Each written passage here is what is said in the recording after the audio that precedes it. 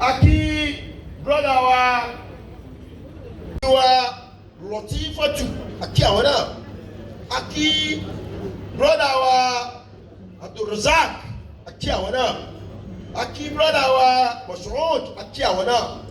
Aki brother wa Muhammad al-Mukhtar aki àwọn náà. Nínú àwọn ọmọ náà ni àti wa Ubaida àti wọn.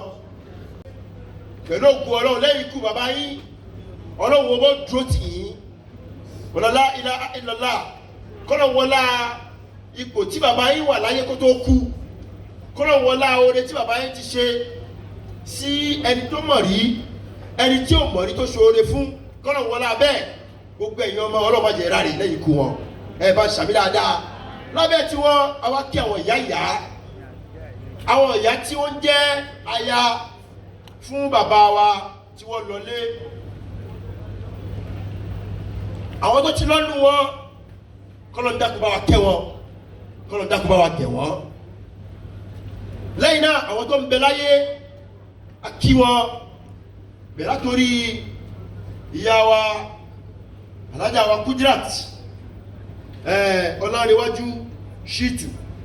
Ó fi kárí gbogbo àwọn ìyá tí wọ́n jẹ́ ìyàwó fún wọn, táwọn jẹ́ ìyálé fún wọn ní ọ̀dẹ̀ náà. Gbogbo àwọn ẹbí, gbogbo àwọn ọ̀rẹ́, a kí gbogbo wa wípé assalamu alaikum wa rahmatullahi ta'ala wa barakatuh.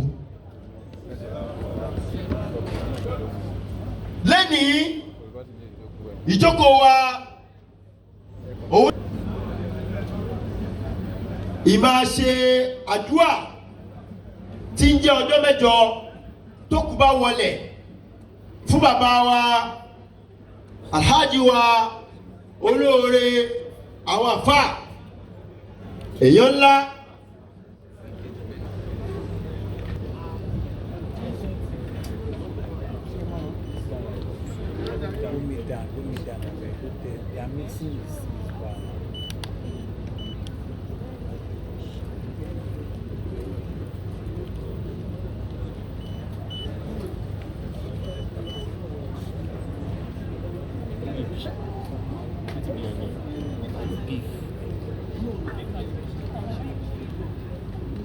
We don't meet many times. I got to ask him.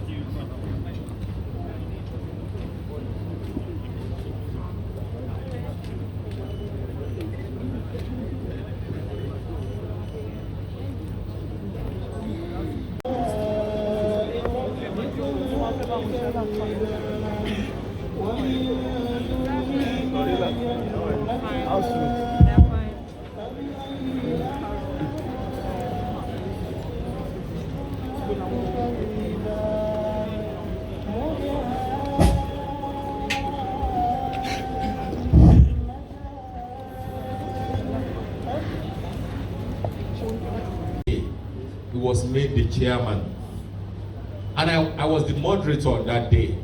When I gave the mic to him, he promised the society brand new Hummer bus.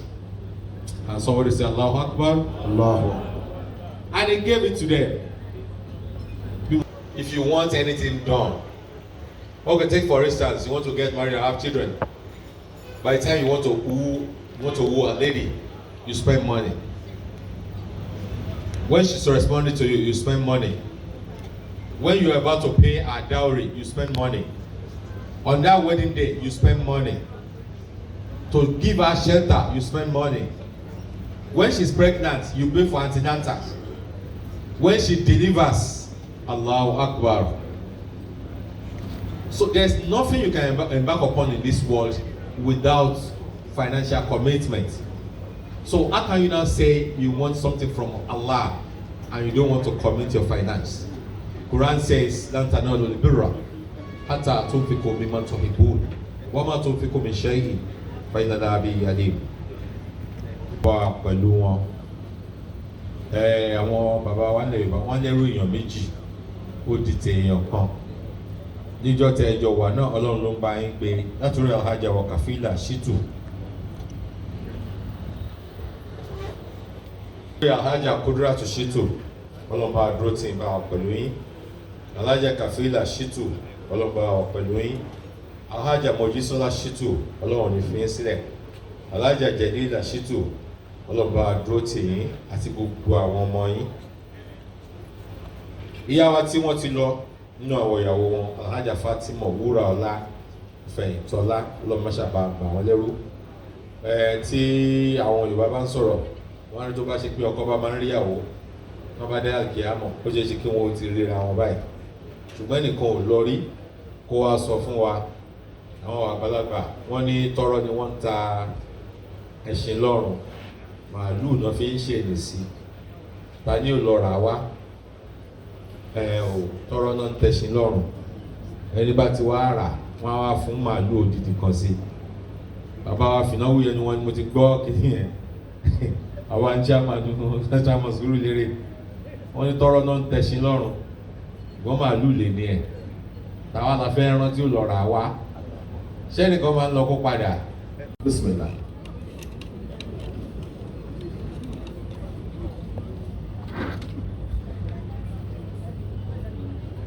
إبراهيم وعلى آل سيدنا إبراهيم وبارك على سيدنا محمد وعلى آل سيدنا محمد كما باركت على سيدنا إبراهيم وعلى آل سيدنا إبراهيم في العالمين إنك حميد مجيد. صلى الله عليه وسلم صلى الله عليه وسلم صلى الله عليه وسلم. ليوندا àwọn àgbàlagbà níkàlẹ̀ bẹ̀rẹ̀ látòrí bàbá wa fàgbà, bàbá wa olórí Rátìbí fún gbogbo Lagos State àti fún bàbá wa tí ọkàn wọn fúyẹ́ púpọ̀ lẹ́nu, àmì tí mo lè pè ní ọkọ̀ yẹn bílà káyọ̀ ọmọdé tèmi ti tó àwọn náà bàbá wa Agboola.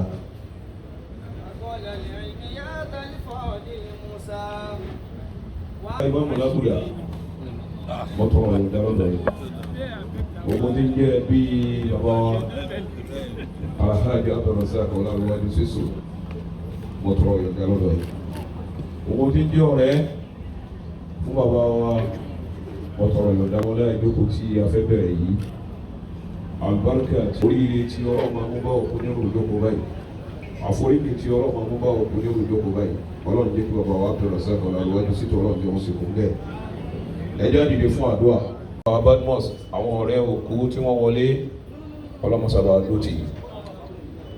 A'udhu billahi minash shaitanir rajim. Bismillahir akbar walillahil hamdu.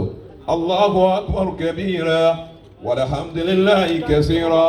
وسبحان الله بكرة وأصيلا لا إله إلا الله وحده أجى ثوادا ونصر أبدا وسجدا وأثمن أثاب وحدا لا إله إلا الله ولا نعبد إلا إياه مخلصين له الدين ولو كره الكافرون. اللهم صل على سيدنا محمد وعلى آل سيدنا محمد وعلى صحاب سيدنا محمد وعلى أنصار سيدنا محمد وعلى أزواج سيدنا محمد وعلى ذرية سيدنا محمد. بسم الله الرحمن الرحيم. الحمد لله يوم الدين إياك نعبد وإياك نستعين اهدنا الصراط المستقيم صراط الذين أنعمت عليهم غير المغضوب عليهم ولا الضالين آمين. سبحان ربك رب العزة عما يصفون والسلام على المرسلين والحمد لله رب العالمين. فليتفضل مشكور.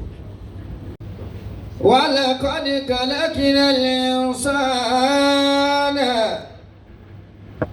ونعلم ما توسوس به نفسه ونحن أقرب إليه من حبل الوريد إذ يتلقى للمتلقيان عن اليمين وعن الشمال قعيد ما يلفظ من قول إلا لديه رقيب أتيد وجاءت سكرة الموت بالحق ذاك يوم الوعيد وجاءت كل نفس معها سائق وشهيد لقد كنت في غفلة من هذا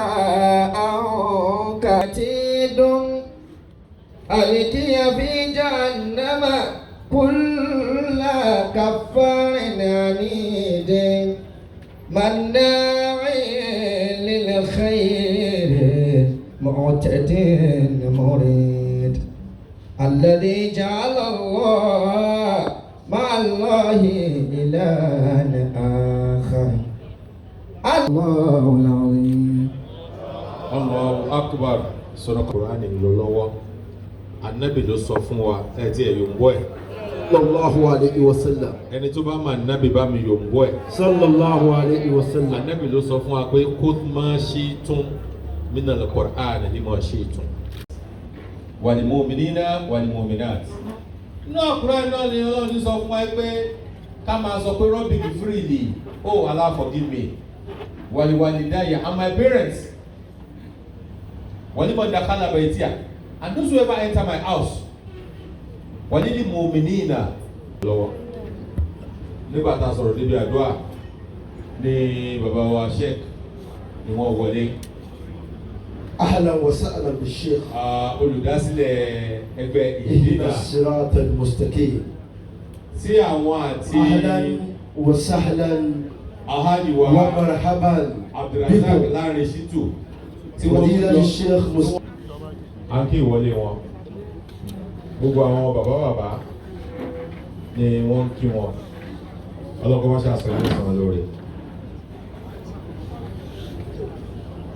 Eléyìí tí a ń sọ ní Shittu. Kọ́lọ́mbà àpàṣìṣe rẹ̀, kọ́lọ́mbà àforíjì. Ìwọ́n tí wọ́n kọjú sí Olúwa kó jẹ́ ó dá o. Nígbà ní ká ṣe dáadáa sẹ́bí àti ará. Bála yìí ṣe ń so gbogbo ẹ̀ papọ̀ ká má jẹ́ kó já, ká má jẹ́ kó tú. Kọ́lọ́mbì wọlé Ànábì wa Muhammad. Gbogbo ẹni tó bá mọ̀ ká ẹ̀yẹ ká ka bisimilayi kulubọlọ bisimilayi rahman rahim kulubọlọ ahad Allahu samad lam yalid walam yulad walam yakun lahu kufuwan ahad. Lẹ́ẹ̀kan sí atúnkíkàlẹ̀ gbogbo àwọn bàbá wa kọ́lọ́ má ṣàjẹkárí wọn pẹ́. Akíkàlẹ̀ bàbá wa Fidau Sheikh al-Mudir al-Walid, bàbá wa àgbà, bàbá wa dáadáa onínú rẹ̀ alágbà àṣàdínkù mi gbọ́dọ̀ láfíà rà fún wọn. Bàbá wa Sheikh Musa Ayagbola, Ọlọ́run tó jẹ́ kárí ní pẹ́, Ọlọ́run ní wa Muhammad. Mo kí Mufasiru wa Lagos Central Mosque. Èmi á rí wọn, á fẹ́ lọ Mọ́kà, Ọlọ́run á ṣe ní rọrùn. Fidau Sheikh Alimam, kẹrin wọn lè rí wọn direct mi lè máa rí. Fidau Sheikh Imam Abdul Gafar Shakrudin, kọ́lọ̀ ń jẹ́ kárí wọn pẹ́. Akí Imam wa Sheikh Gbagba tí wọ́n ṣàdúrà bẹ̀rẹ̀ fún wa. Màmá wa Alhaja Kudrat láàrin Shittu, ọlọ́mọdé bá wa dúró tì yín o. Ọlọ́run kó má fi yín lẹ̀, Ọlọ́run kó bá wa ṣe dáadáa fún yín. Náà, eléyìí tí ó kàn ní ètò, wọ́n ní ká pe Raihan Al-Mubarak. Raihan Al-Mubarak kó wá kí Al-Qur'ani fún wa. minash shaitanir rajim. Bismillahir rahmanir rahim. Wa wassa biha Ibrahim bani wa Yaqub. Ya baniya inna Allah astafa lakumud-din fala tamutunna illa wa antum muslimun. إذ قال لبنيه ما تعبدون من بعدي قالوا نعبد إلهك وإله آبائك إبراهيم وإلى آبائك إبراهيم وإسماعيل وإسحاق ونحن له مسلمون تلك أمة قد خلت لها ما كسبت ولكم ما كسبتم فلا تسألون عما كانوا يعلمون فلا تسألون عما كانوا يعملون صدق الله العظيم. bóyá kí ó ti bọ́ fún ẹ kò bọ́ fẹ́ nìkan kò sí ẹni tí kò lè kẹ́kọ̀ọ́ tó bá ti ṣetán láti kọ́ ọlọ́mọṣà fún ọmọ wa náà ní àlùbáríkà. àmín. èyí tó kọ̀ tá a lọ sórí ẹ̀. إنها طول الآفات وتقضي لنا بها جميع الآجات وتطهرنا بها من جميع السيئات وترفعنا بها عندك أعلى الدرجات وتبلغنا بها أقصى الغايات من جميع الخيرات في الحياة وبعد الممات. آمين. أنا أقف ولوم. الحمد لله. ẹ jẹ́ kí a tún dá ọpẹ́ yẹn lẹ́ẹ̀kan sí i. Alhamdulillah. mo ní ìgbàgbọ́ gbogbo àwa tí a ń bẹnu àgbo yìí bí o ti ẹ̀kọ́ gbogbo wa tán àmọ́ majority wa mùsùlùmí ni wá ó sì já sí pé bí a bá ní kí a dá ọpẹ́ fún Ọlọ́run ó ní slogan tí a máa ń lò fún bàbá rí ẹ̀yin bàbá wa Abdulrazak Olanrewaju Shittu torí bó ti ń rí yìí ó bá já sí dùnú lọ́dọ̀ oníkálù pé gbogbo iṣẹ́ àti dáadáa tí bàbá wa ṣe Ọlọ́run gbà lọ́wọ́ wọn eléyìí náà tó rí rẹ̀ fún wa bàbá ní adúpẹ́ yẹ kún ọpẹ́ wa lè lọ sókè jù báyìí lọ. Alhamdulillahi Rabbil Alamin. Ọlọ́run gbára lórí gbogbo wa àtàtàrà tí Ọlọ́run akí anábọ̀wá Muhammad sallallahu ta'ala alayhi wa sallam. láyé tọ́lọ́run ti sọ fún anábì wípé inna nahnu nuhyil maut wa naktubu ma qaddamu wa asarahum. mo fi kí àwọn afọ́wà tí wọ́n darí jókòó Alhaji wa tẹ̀lá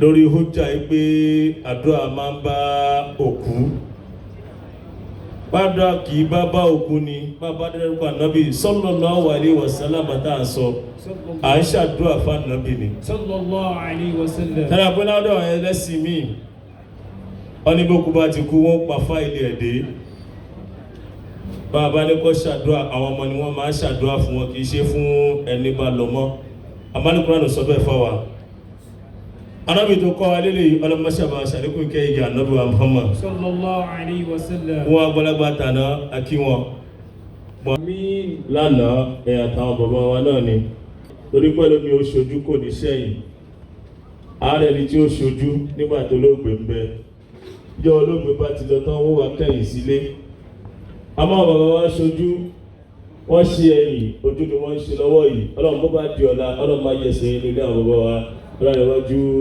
àbí tí abíkẹ́ àwọn bàbá wa tí wọ́n jẹ́ ẹ̀rọ isu nìkan bá markaziyin ní Lagos State àwọn bàbá wa gbọ́ọ́lá ọlọ́mọṣẹ́jẹ́ kí a rí bàbá pẹ́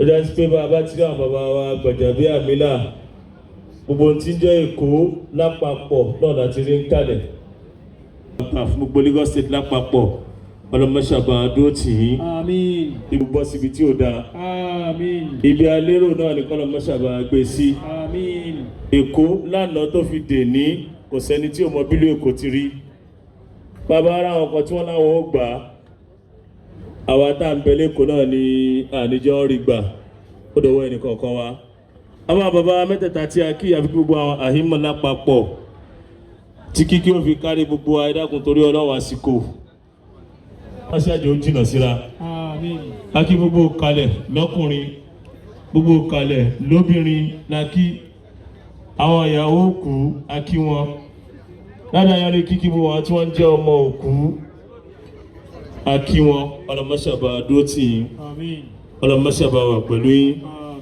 bàbá yín gbìyànjú nínú ayé ọlọ́run ibi wọ́n gbedé kò sẹ́ni wọ́n gbélé lọ́wọ́ tó yàtọ̀ sọ́lọ́run ọlọ́run tí ń tọ́jú ọmọ tó já sí pé láàmú bá ti ń wí gbogbo ara là ń gbọ́ gbogbo ń tá sì fi jíire bẹ́ẹ̀ fún àwọn bàbá wa gbogbo ara là mọ̀ ọ́ àfi ọmọ náà ní òwú fún àwọn náà tó bá kọ àwa náà torí pé gbogbo ara là mọ̀ pé that is inevitable àwa náà torí pé gbogbo tá a bá ṣe léde àbí palẹ̀ mọ́ ọ̀nà kalẹ̀ ọlọ́ba ṣàjọrò ọ̀rọ̀ fẹ́ ní kọ̀ọ̀kan wa. فقلت استغفروا ربكم ويجعل لكم جنات ويجعل لكم انهارا استغفر الله الله استغفر الله الله استغفر الله فاتمي استغفر الله bí ọba fẹ́ kí wọ́n wí fóònù ọjọ́ tó náà bá lọ wọ́n tá a bá ṣẹjá fi kalẹ̀ ojúṣe tá a ní fún àbàbà wa olóògbé tí wọ́n lọ òun náà lélẹ̀ ọlọ́mọṣàgbà múlárẹ̀ ẹ̀bà wọn. أستغفر الله إن الله غفور رحيم اللهم صل على محمد وسلم اللهم صل على محمد وسلم اللهم صل على محمد وسلم اللهم صل على محمد وسلم اللهم صل على محمد وسلم اللهم صل على محمد وسلم اللهم صل على محمد وسلم اللهم صل على محمد وسلم وسلم اللهم صل على سيدنا محمد الفاتح لما أمك والخاتم لما سبق ناصرك بالحق والهادي إلى صراطك المستقيم وعلى آله حق قدره ومقداره فأنا مع لا إله إلا الله لا إله إلا الله لا إله إلا الله لا إله إلا الله لا إله إلا الله لا إله إلا الله فراغ ورعان وجنات نعيم فراغ ورعان وجنات نعيم فروح وريان وجنات نعيم راضية وجنة عالية قطوفها دانية عاقبة صالحة في عيشة راضية في جنة عالية قطوفها دانية جنة عالية قطوفها دانية عاقبة صالحة في عيشة راضية في جنة عالية قطوفها دانية gbọ́ pátá ọlọ́mọṣà gbẹ̀ ájúwà Rasaki Olanrewaju Shittu ọlọ́mọṣà bá fi ṣàlékún kẹ́ wọn. àmín. rà àgbà pé inú kẹ́ náà ni wọ́n ń bẹ látara gbogbo dáadáa tí wọ́n ṣe torí pé wọ́n ti ṣe oore tó já sí pé kò lè dúró wọ́n ti ṣe sí gbogbo àmì gbogbo dáadáa táàrí bẹ́ẹ̀ ọlọ́mọṣà bá mú bá wọn adápadà dáadáa tí máa bá yàn bẹ́ẹ̀ máa ṣàdúrà fáwọn tí wọ́n ti lọ ọlọ́mọṣà fi kára gbogbo wa náà. àmín. Allahu la ilaha illa huwal hayyul qayyum la ta'khudhuhu sinatun wa la nawm له ما في السماء ولا يحيطون بشيء من علمه ما شاء وسع كرسيه السماوات والأرض ولا يؤوده حفظهما وهو العلي العظيم بسم الله الرحمن الرحيم إنا أنزلناه في ليلة القدر وما أدراك ما ليلة القدر ليلة القدر خير من ألف شهر تنزل الملائكة والروح فيها بإذن الرحيم ألهاكم التكاثر حتى زرتم المقابر كلا سوف تعلمون ثم كلا سوف تعلمون ألا لا تعلمون علم اليقين تعلمون الجحيم ثم لا تعلمون عين اليقين ثم لا تسألون يومئذ عن النعيم بسم الله الرحمن الرحيم قل هو الله أحد الله الصمد لم يلد ولم يولد ولم يكن له كفوا أحد بسم الله الرحمن الرحيم قل هو الله أحد الله الصمد لم يلد ولم يولد ولم يكن له كفوا أحد بسم الله الرحمن الرحيم قل هو الله أحد الله الصمد لم يلد ولم يولد ولم يكن له كفوا أحد التحيات لله الزاكيات لله kálukú ọmọ àtẹ̀bí àtàrà tó a fi tọ́jú òní kálukú wa náà ẹ̀jẹ̀ àkíyè dáadáa ládàá tá a lè gbé ọlọ́run àbú ọlọ́run lórí ẹni kọ̀ọ̀kan wa ọlọ́mọ àjọ kú ọlọ́mọ ṣe lákòófà má ṣe ní tẹ̀lé ọdún ọlọ́mọ ṣe àjọ jùlọ síra wọn bisimilayi ní ilé àfi. bisimilayi rahman rahim ní ilé àfi kureish. Bàbá bẹ́ẹ̀ ti lẹ́tẹ̀ ọ̀tọ̀ ọ̀mí jóni. Àmín. Ẹ jẹ́ ká ṣe àmínà. Ká tún ṣe àmínà. A dúpẹ́ fún ìmọ̀ọ́mù Sheikh Abdulhakeem Akinyemi tọ́jú ti fi mọ Maguda Central Mosque fún èyí tí wọ́n bá wa ṣe yìí ọlọ́pàá ṣàbá gbà bá wọn lọ sílé àṣẹ. Jọ̀mọ́ bá ti ṣe tá a ṣe yìí kò tí ì parí a tún máa parapọ̀ a tún ṣe Suratul Mulk. Ẹ tí ó ṣáájú wa nínú eléyìí wọn náà ni àlùfáà wa Mufasiru wa ní Lagos Central Mosque tí wọ́n tún jẹ́ chairman Lagos State Muslim Welfare Board Alhaji Imam Shakrudin Abdulgafar. بفضلكم يا شيخ. أعوذ بالله من الشيطان الرجيم. بسم الله الرحمن الرحيم. تبارك الذي بيده الملك وهو على كل شيء قدير. الذي خلق الموت والحياة. إن أنتم إلا في ضلال كبير. وقالوا لو كنا نسمع أو نأكل ما كنا في أصحاب السعير فاعترفوا بذنبهم فذوقا لأصحاب السعير. إن الذين يخشون ربهم بالغيب لهم مغفرة وأجر كبير. وأسروا قولكم أو اجهروا به إنه عليم بذات الصدور. ألا يعلم من خلق وهو اللطيف الخبير.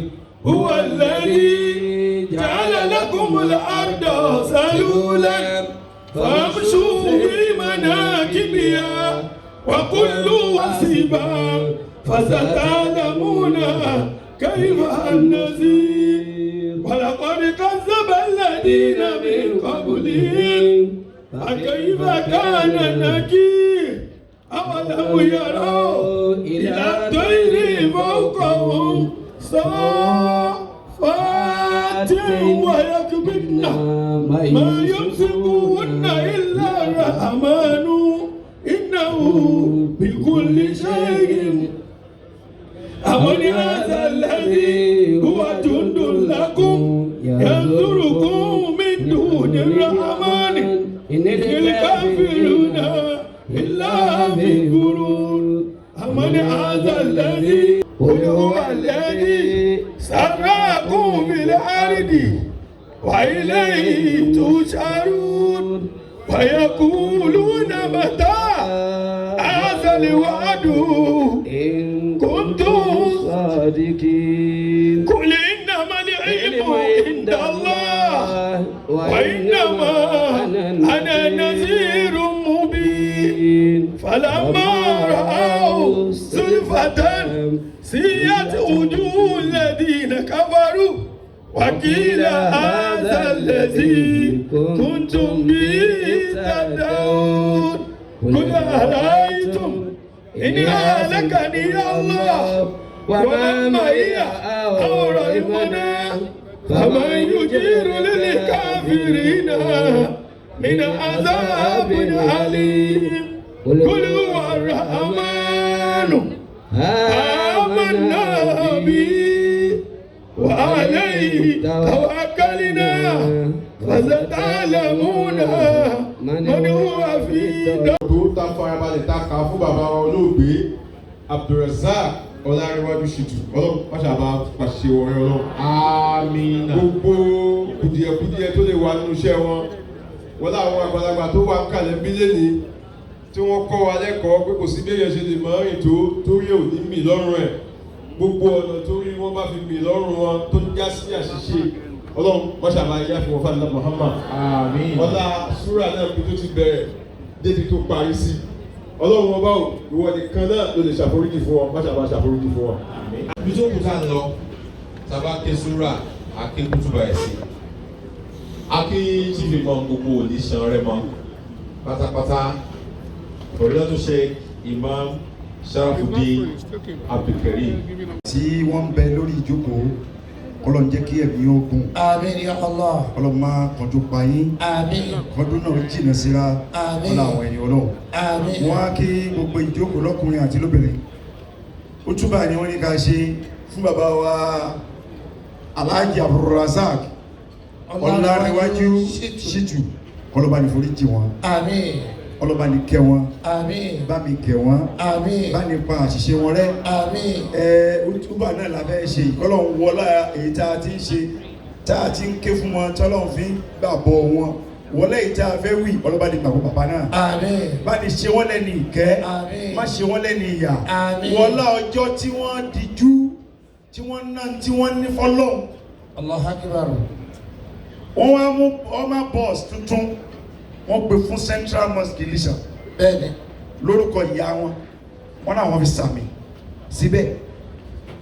Wọlá ọjọ́ náà wọlá ìlú tí ń bẹ níjọ́ náà bàbá wa Alhaji Rasaki Olanrewaju Shittu kọlọ́ bá mi ṣe lẹ́ni ìkẹ́. Àmín. Bá mi ṣe lẹ́ni ìkẹ́. Àmín. Bá mi ṣe lẹ́ni àforíjì. Àmín. Wọlá ribiribi tí wọ́n tún ṣe lẹ́yìn yẹn náà Àmín. tí ò ṣe é kà ọlọ́mọsà wọlá ìbáṣà bá mi ṣe oríjì wọn o. Àmín. Ọlá bismillahir rahmanir rahim. Àmín. Law anzalna hazal qur'ani ala jabalin la ra'aytahu khashi'an mutasaddian min khashyati llahi wa tilka al-amsalu nadribuha lin-nasi la'allahum yatafakkaruna. Àmín. Huwa allazi la ilaha illa huwa. Àmín. Alimul ghaibi wa shahadati war-rahmanir rahim. Àmín. Huwa amin al-aziz al-jabbar al-mutakabbir subhanallahi amma yushrikun. Àmín. Huwa Allahu مالك البري والمساور له أسماء يسبح له ما في السماوات وما في الأرض وهو العزيز الحكيم. بسم الله الرحمن الرحيم.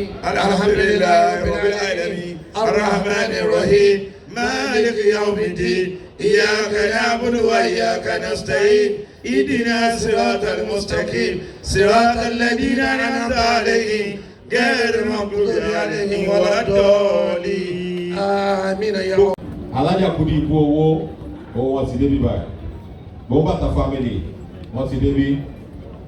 Alájà ṣòkò àlẹ́ wọn ti débi. Olúwa ṣe yìí. Wọ́n wá bí báyìí. Ọlọ́run kó gbà. Ọlọ́run kó bá wa kẹ́ wọn. Alájà Ilé-Èbúté àwọn náà ti débi. Ẹ jẹ́ ká ṣe léyìí ní kíákíá ẹni tó bá fẹ́ mú owó wa ẹ jẹ́ ká ṣe kíákíá. Láàárín ìṣẹ́jú tí ò ní pẹ́ náà ni.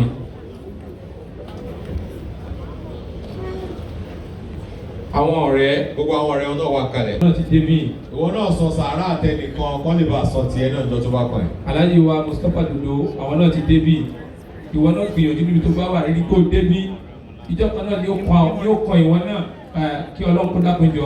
Tí bàbá ò fàbọ̀ sí lọ́rùn. Ìjà náà ni kò jẹ́. We welcome the arrival of Senate President Abubakar Olúṣọlá Saraki. You are most welcome, sir. Ilé tó dára. Ilé tó dára tálákàn ni ó fàbọ̀ sí lọ́rùn àlùjànnà ní kò jẹ́ ilé tó dára. Alájà Adékọ̀yà owó yín ti débi báyìí. Tí bàbá ò fàbọ̀ sí àlùjànnà ní. Alhaji wa wálé. Alhaji Sábà náà Balógun.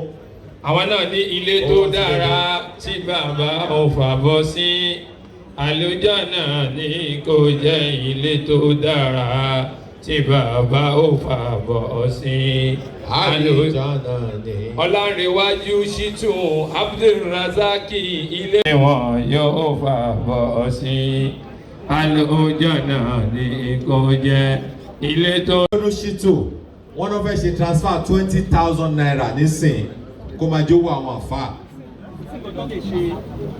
Àwọn ọ̀rẹ́ oyin dà wọ́n náà máa ṣe 50 gbọ́dọ̀ ẹ wá gba abẹ́tẹ́ máa ṣe sí o. Àwọn ọ̀rẹ́ oyin dà wọ́n náà máa ṣe 50. Alájà Àjàgà. Alájà wa Àjàgà àwọn náà ti débì. Kí Ọlọ́run kó dákun. Àwọn tó fẹ́ ṣe 20,000 àti 50 tí wọ́n bá ti ṣe ẹ jẹ́ ká mọ̀ o. Ọlọ́run kó dákun jọ wọ́n sábà ṣe dáadáa fún yín Ọlọ́run má ṣẹ̀rù bá yín.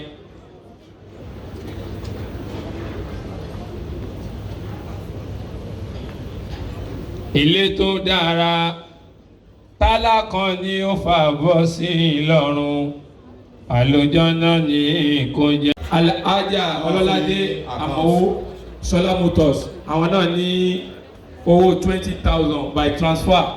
We will acknowledge the transfer as it's coming in. Bó ìbá ṣe ń wọlé òun náà ni a máa jẹ́ kí ẹ gbọ́. So kí Ọlọ́run kó dákun jọ kí ó bá wa wọlá gbogbo eléyìí náà bá a fún bàbá wa olóògbé bá a fi wọ́n sálùjọ́ náà onídẹ̀ra. T&M Taxi and Motor Nigeria Limited. Ti béèrè kí gbogbo wa pátá ká lè jẹ́ ìsímọ́lò náà. Insha Allah. Bẹ́ẹ̀ lórí Saheed àti gbogbo yín látòkè délẹ̀. Ìbéèrè mi ni pé kí bàbá wọn tó ṣe wá sí ọ̀rọ̀ Ọlọ́run. Ẹni pé níjọ́ tá a sìnkú. Ìyá mìlà àìnìlì bùká tàjálùdí. Wàlùkọ́líbù mọ̀kúfún aláṣúwìlì ní bùká. Ní sunkún. Àtàlàhàn. Dìsín. Ìbéèrè tí mo fẹ́ béèrè lọ́wọ́ yín ni pé Mizan nínú ẹni tó ń lọ Mọ́kà láyé àwa náà jẹ́ kan. Alhamdulillah. Nígbà tí Mọ́kà wà ní Mọ́kà ìbéèrè ni o. Alhamdulillah. Nígbà tí Mọ́kà wà ní Mọ́kà wọ́n gbé òkè kan ní Jabal àbí Kubaisi láti nǹkan bí 20 ọdún sígbà tá a wà yìí wọ́n ti yí padà. Ìgbà tó wà bó ti wà lèmi ń wí. Mo gbọ́ pé ànábì wa Muhammad Sallallahu alayhi wa sallam. Orí òkè yẹn ní ti ṣe wá sí ọ̀rọ̀ Ọlọ́run. Sallallahu alayhi wa sallam. Wa marru bi janazatin. Muhammad. Sallallahu alayhi wa sallam. Wajabati. Wa bada sa'atan aw sa'atayn. Allah. Wa marru bi janazatin hufra. Fa asinu alayhan sharran. Fa qala Muhammad. Sallallahu. Wajabati. Wa qala Umar ibn al-Khattab. Rahimahullah. Bàbá ẹ má bínú o. Ìbéèrè ni o. Umar ibn al-Khattab. Muhammad. Sallallahu alayhi wa sallam. Ya Muhammad. Sallallahu alayhi wa sallam. Kásùbà láàárọ̀ yóò sì mí. Sallallahu alayhi wa sallam. Ya Muhammad. Ìrẹ Muhammad. Ma wajabat. Kí ni ìtumọ̀ wajabati tó ń wí nìgẹ́? Ànábì wa dorí kodò. Sallallahu alayhi wa sallam.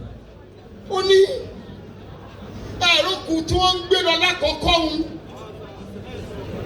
Tí wọ́n wá ń ròyìn ẹ̀gbẹ́ èèyàn dáadáa ní èèyàn dáadáa.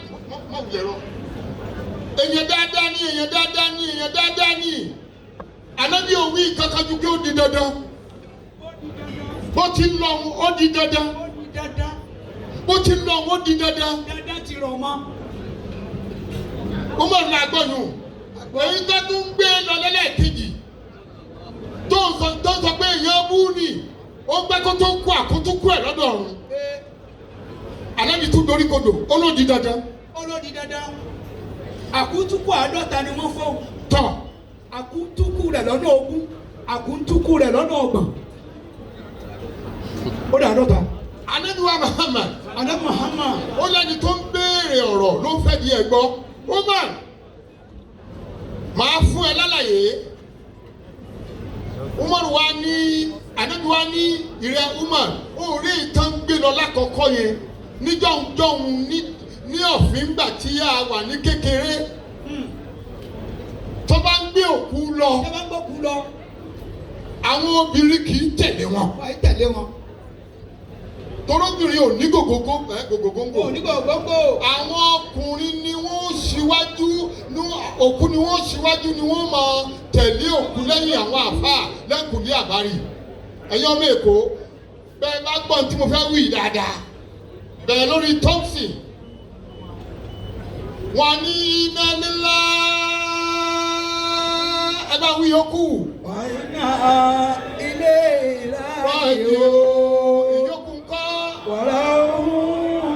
Wàrà ìhànà ọjà náà tó nà í. Bá a ti gbé òkú lọ jọ̀hún. Bí a ti tẹ̀lé òkú náà. Allahu Akbar. ẹnìkan yẹn lùlù tẹ̀lé. àìsí ìjó tẹ̀lé. wọ́n ti gbó tẹ̀lé. wọ́n wá ń gbé òkú tàkọ́kọ́ lọ wọ́n ń kọ gbólóhùn yìí lẹ́yìn òkú yìí. lẹ́yìn òkú yìí. wọ́n wá ní bó ti ń lọ ànábi ní bó ti ń lọ òun dáadáa ní kó máa wà ní Jánnà lọ. dandan ni kó wà ní Jánnà. tó ní àkútú kó ẹ̀ lọ́nà ọ̀run bó ti ń lọ yẹn gan-an ó ń wọ̀ náà lọ ni. wọ́n máa kọ́kùn àgọ́ ni. wà á tún sọ àdá Allahu fil ardi. lórí gbogbo aburú tó náà sí náà nù. wà á tún sọ àdá Allahu tani ó bá ń túmọ̀ yín. ẹlẹ́rìí Ọlọ́run lórí ilẹ̀. yóò gbọ́. ẹlẹ́rìí Ọlọ́run lórí ilẹ̀. Saheed. àwọn èèyàn ní. máa bọ̀ dìde wo àwọn ọmọ yìí tẹ̀lé bismillah ṣé yẹn dáadáa ni bàbá yín.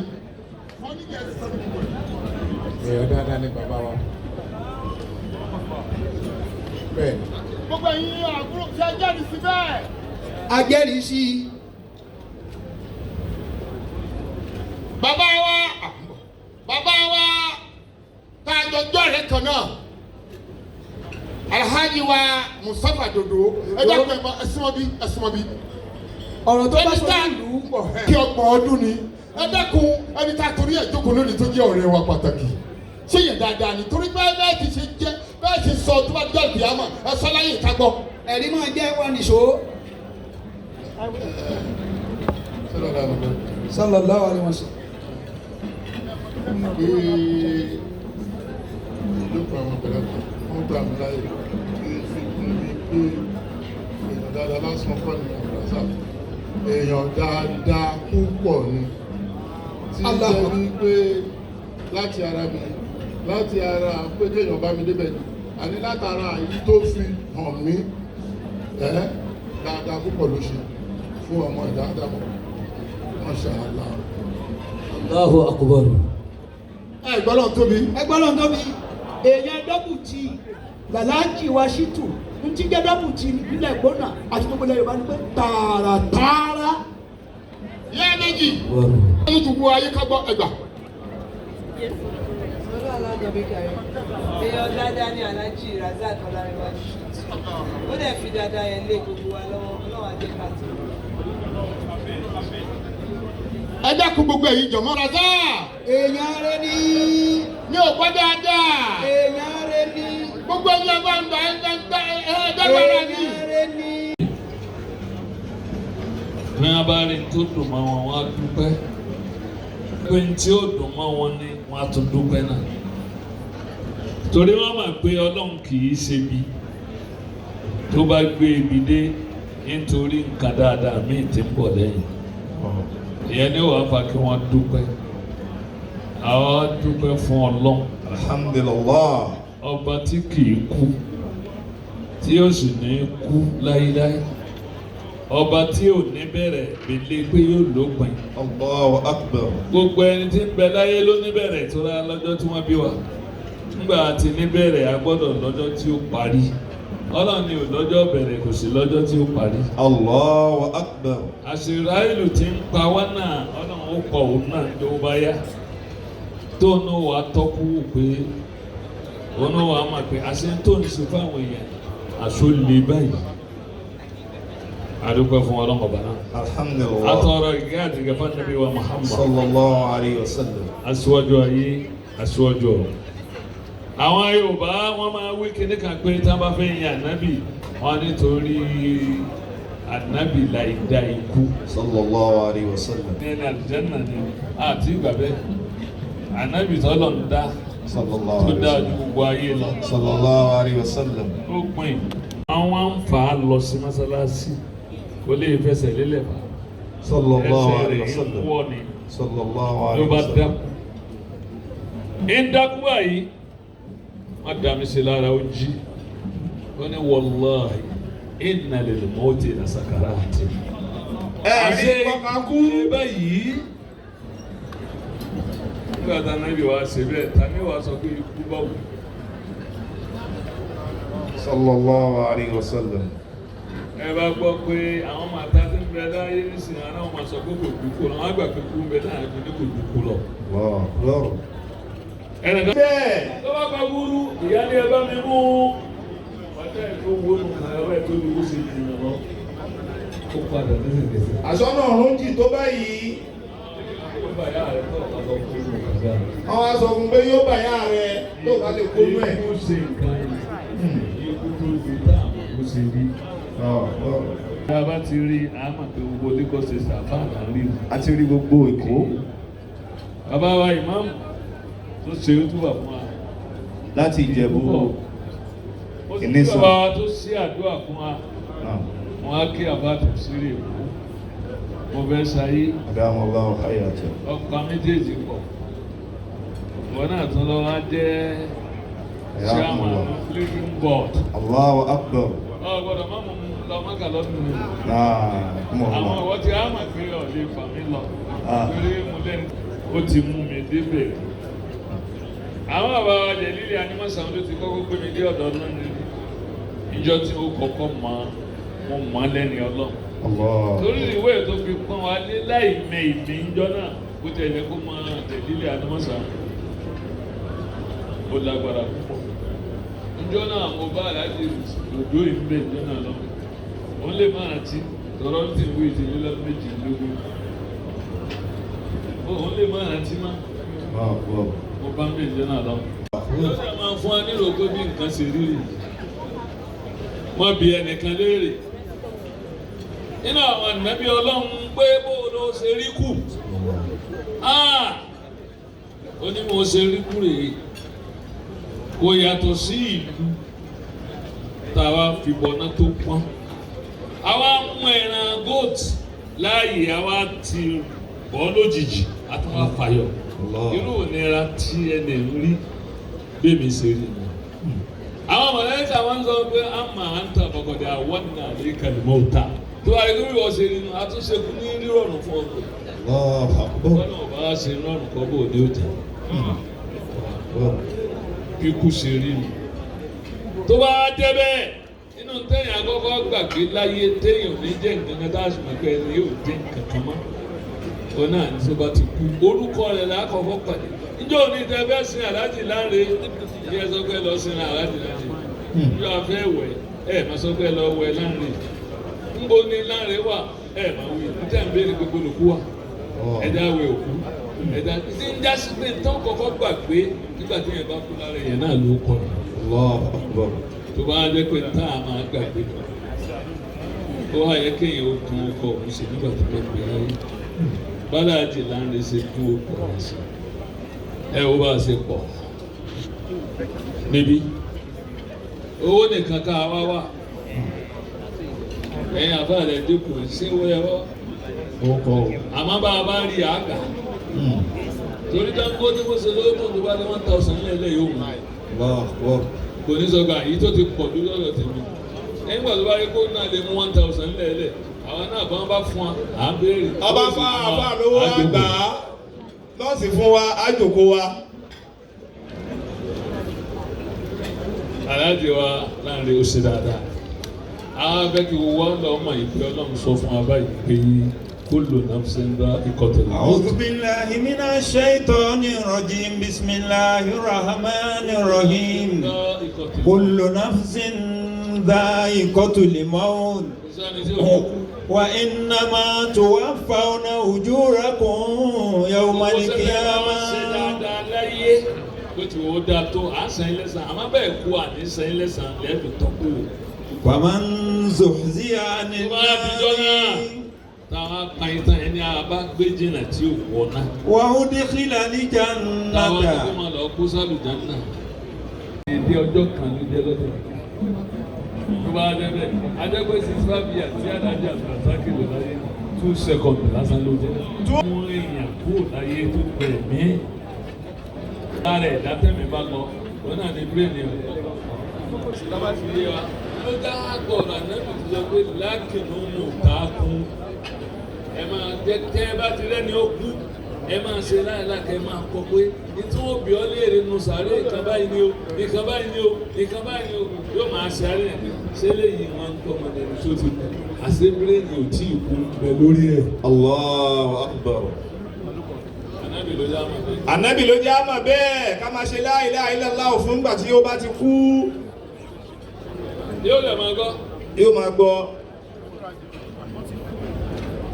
kí ni àwa sí ká fi bọ́ ọlọ́run nírọ̀ àní tá a sì ọlọ́run ti kọ́ ọ yá ayọ́ lẹ́dí náà. يا أيها الذين آمنوا اركعوا واسجدوا واعبدوا ربكم وافعلوا الخير لعلكم تفلحون ربكم. gbogbo tẹ́ ń bá ń ṣe láyé ẹ máa jẹ́ pé àníyàn pé mo fẹ́ sin ọlọ́run kódà bẹ́ẹ̀ bá ń sòsò àníyàn lọ́lọ́run fẹ́ lù kí ni wàhálà tó ń sòṣèlú yìí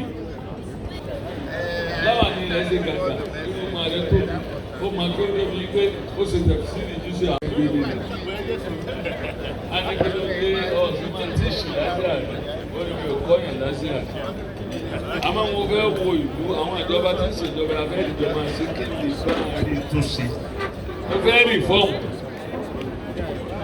ìgbà tí ò ní rìfọ́ọ̀mù ṣe wọ́n lé kó ní mọ́sáàdì ó lọ Paris àwọn kan bẹ̀rẹ̀ ó tún padà nígbà wo á dé ìjọba rò ọkùnrin dáadáa láti jẹ́ minister of education ìgbà tó wá lé pé rìfọ́ọ̀mù tó fẹ́ rìfọ́ọ̀mù minister of education tí ò ṣe ó resign. ẹni ó resign tí ò wo ẹ ti máa ń gbé torí tábísí ní ṣòṣò ẹ máa wá sí eré o. làálàkùn tó fi ní Alhaji ẹ̀mí mẹ́sìn ìlú ìlú ìgbà wọ́n bá lò sẹ́yìn àgbẹ̀wá wo owó ilé ẹ̀rọ pé ń ṣe àbí kókó pọ̀ bí ò bá kó ọlọ́run ti kábà ẹ jẹ́ gbogbo ọ̀dọ̀ ọkọ̀ sí. ẹ̀yẹ́ owó akálọ̀ kọ́ ṣe. wá sí ní kú Alhaji Abdulrasaki jẹ́ fún gbogbo wa. ṣe dáadáa tẹ́lẹ̀ àmọ́ lónìí àbámọ̀. a ti mọ̀ lónìí báyìí. tọ́nà wípé yóò mọ̀ tó bó lásàrá gbogbo tó pa mẹ́tẹ́nìkan ọ̀mọ̀ ọjọ́ tẹ̀ yóò bá kú ló máa wá. àṣírí ẹ̀ ó máa wá tó. ikú tó dájú ni gbogbo alákọ̀dọ̀ tọ́ kú wò apàdà tọ́ kú wò. àmọ́tò láàbò dàmí ni ọ̀. bí a senate president wọ́n á máa gbọ́ ohun tí àwọn wí báyìí. ó ní Làwálì ò ní jẹ gómìnà. Bàbá Sàràkí ní Làwálì ò ní jẹ gómìnà mọ́. ó ní ṣé ẹ máa tán pè ní kú oníwòlò yìí lòun mọ́ ní àmọ̀dájú ni. wọ́n ní àmọ̀dájú ni wọ́n ń pè ní kú.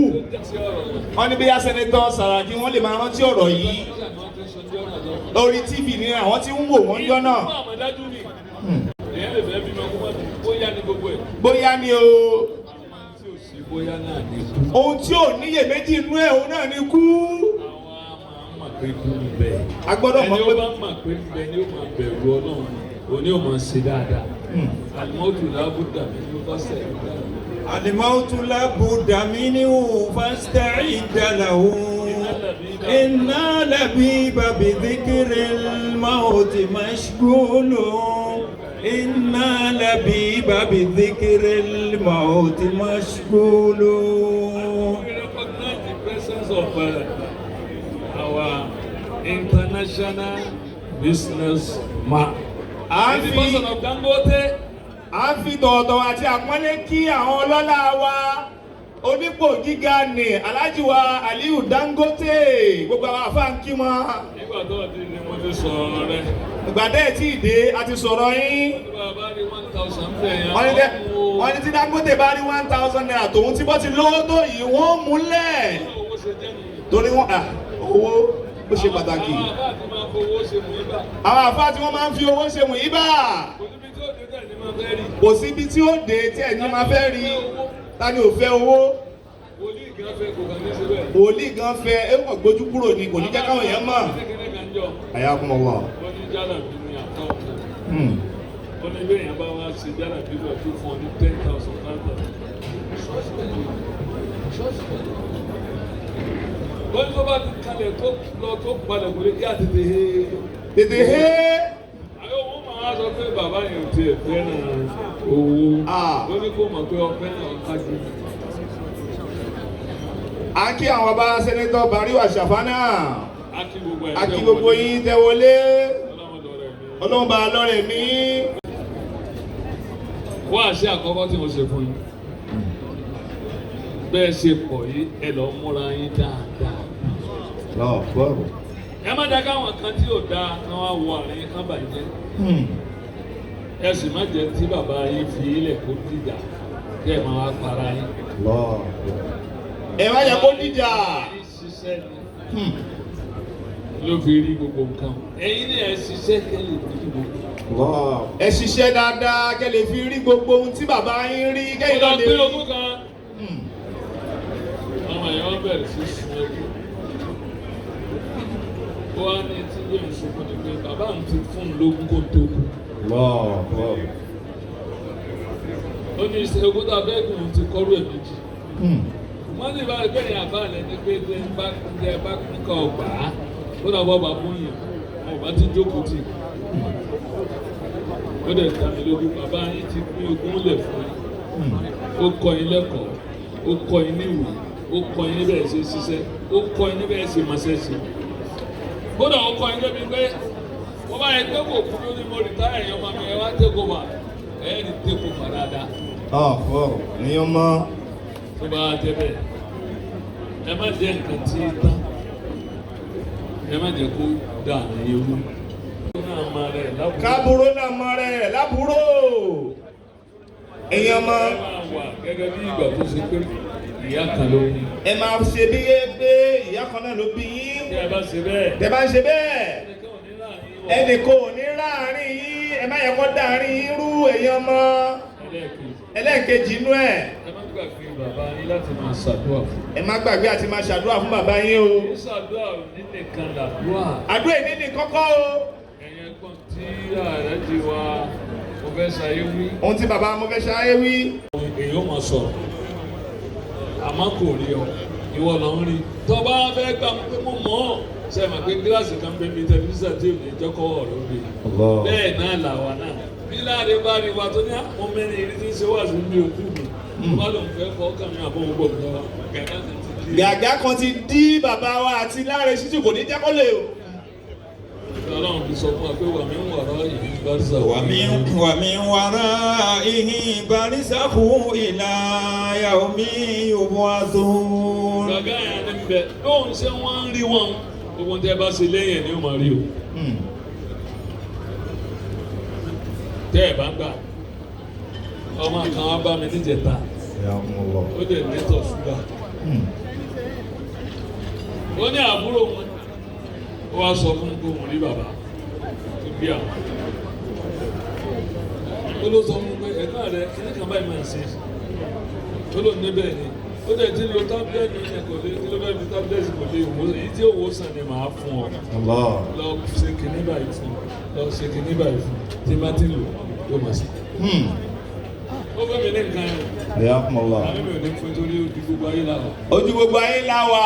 ó ní wá ti lò ó. ó ní wá ti lo nǹkan báyìí. kò sí ohun tí ń jẹ́ diabetes mọ́ diabetes yẹn yóò lọ lẹ́ẹ̀kan náà. òkú ló fún. òkú ló fún ó rí bàbá rẹ̀ lójú oorun ni. ó ṣe mọ̀ pé ọmọ òun lárùn kan láyé. báwo ló ṣe mọ̀ pé ọmọ òun lárùn kan láyé. tí ò bá máa rí wọ́n ń rí wa àwa láàrin wọn. ìyẹn lè ẹ́ bí a máa ṣe dáadáa tí bàbá yín ò fi ní bínú sí. ẹ máa ṣe dáadáa tí bàbá yín ò fi ní bínú sí yín. ó ń rí yín o ẹ má lérò pé kò rí yín. bẹ́ẹ̀ bá ń ṣàdúrà fún bàbá rẹ̀ tí ń tọrọ àforíjì wọn tó ń ṣe sàárà ẹ̀mí rẹ̀ ó máa gùn ní. nítorí pé àwọn sàárà tẹ́yìn bá ṣe wọ́n gbé lọ bá bàbá. ó gbé ẹfù fíìlì ẹgbà tí wọ́n lọ tán. ẹnìkan lọ bá nàbí obìnrin. sallallahu alayhi wa sallam. ó ní inna ummi nadaratil hajja. bàbá ìyá mi lérí mo wọ̀ lọ́jù àmọ́ kò lè lọ. àfà ahujju àni wàhábù láàyè àhákù bil-qada. gbèsè ọlọ́run gbọ́dọ̀ san ni. dandan ni gbèsè o gbọ́dọ̀ san. tí bá máa jẹ́ àdéhùn bàbá tó ṣe tẹ́yìn mọ̀ tí kú ò jẹ́ kó lè rí i ṣe ẹ̀yin ọmọ ẹ fòfilẹ̀ o. ẹ fòfilẹ̀ o. tẹ ẹ bá fòfilẹ̀ inú bàbá òun náà lóòótọ́ òun ni ó san lẹ́sàn àmẹ́yìn náà gba ìsan ládàá. ẹ̀yin náà gbé ìsan ládàá rẹ̀. máa dáhùn àfáà náà lóhùn. ẹ máa ṣe. gbogbo dáadáa tí bàbá ń ṣe láyé ẹ máa ṣe. àwọn yìí máa jọ bàbá wọn. àwọn ọmọ yìí máa jọ bàbá wọn púpọ̀ o. bá a ti ṣe fẹ́ kẹ́ máa ṣe ni bí bàbá ṣe ń náwó ẹ̀yin náà máa ná. tẹ́ bá ti ń ṣe bẹ́ẹ̀ ẹ̀yin náà máa wo ládàtọ́ lọ́wọ́ máa sọ fún yín. màmá ti ń bẹ láyé. ẹ̀ ní gbáwájú rẹ̀ mọ́. Ọlọ́run jẹ́ kó wọn náà máa bẹ pẹ̀lú ìfọ̀kànbalẹ̀. Wala la ilaha illallah. Bẹ́ẹ̀ náà lọ́lọ́run ó ṣe é. Ẹ̀yin ìyá wa tó jókòó. Ọlọ́run bá dó tì yín. Ọlọ́run jẹ́ máa bẹ pẹ̀lú àlàáfíà. Ní kẹ́ gbìyànjú káwọn ọmọ yìí so pọ̀. Iṣẹ́ tí òun náà ní kẹ́ gbìyànjú káwọn ọmọ yìí kọ́ dẹyọ kan kọ́ so pọ̀. Tí wọ́n bá so pọ̀, gbogbo nǹkan ni wọ́n máa rí ṣe. Ọlọ́run dẹ̀ fún yín kẹ́ lè rí ṣe bẹ́ẹ̀. Ọlọ́run fún yín ṣe kẹ́ lè rí ṣe bẹ́ẹ̀. Ọlọ́run tí ì nípa yín náà. La ilaha illallah. Abẹ́lọ́run fún yín bẹ́ẹ̀. Gbogbo ẹ̀yin ọ̀rẹ́ láre. Abẹ́ Ọlọ́run fún yín. Ẹ lè gáìdì àwọn ọmọ yìí pẹ́pẹ́. Ọlọ́jẹ́ máa bẹ pẹ̀lú àlàáfíà. La ilaha illallah. Aki Alhaji wa Aliyu Dangote, aki ilẹ̀ kan sí. Alhaji wa Aliko Dangote, aki púpọ̀. Tírú yìí fi wà níjòkó yìí. Ìtọ́ka pé èèyàn ńlá ni Lanre Shittu. Tẹ́ fi wà níjòkó yìí. Àti Senate President wa náà. Tí ní lọ́sìn yìí. Ẹ bá ṣàmì fún wọn. Ẹ bá tún ṣàmì fún wọn méjì. Ẹ bá tún ṣàmì fún wọn lẹ́ẹ̀kan lọ́wọ́ kọ́lọ́mọ́ ṣàbá gbàdúrà wọn. Alhaji wa Lanre Shittu lẹ́ẹ̀kan sí. Sẹ́nẹ́tọ̀ Bariu Àṣàfà. Akíyín púpọ̀. Ẹ sì kú gbogbo ẹ̀. Ẹ kú àjàyè tẹ́ jọjà. Gbogbo alájọ́ ń jẹ̀ṣẹ́ nìkan náà ni ó wí ní ẹnìkan. Muhammad Ali boxing. Nígbà lérò tí wọ́n fi lẹ̀ tí wọ́n rí ṣe kọ́ tó kú. Àwọn àfáà tàbá ń ka Kùránì àníbi tá máa ń kà á dé. Bàbá ti gbẹ́mìí mì. Kùránì làwọn ọmọ yẹn ó sáré lọ wo bí tá a bá dé. Wọ́n wo bí tá a bá dé. Wọ́n wá bẹ̀rẹ̀ láti bẹ̀ wọ́n máa kà á lọ. Ibi tí bàbá yín bá ṣe Ọlọ́run dé. Ẹ dákun ẹ má jò takú síbẹ̀ continue láti bẹ̀. Pẹ̀lú ògùn Ọlọ́run bí ó ti ṣe rí ni Ọlọ́run máa dó tì yín. Alhaji wa Tẹ̀lẹ̀wá Ìdí wọ́n ní kí bá gbé máìkì fún Alhaji wa Saheed. Ibi tẹ́ bá ṣe Ọlọ́run dé. Ìjẹ́ máa continue. Ẹ bẹ̀rẹ̀ láti bẹ̀ abẹ́ ní bẹ̀rẹ̀.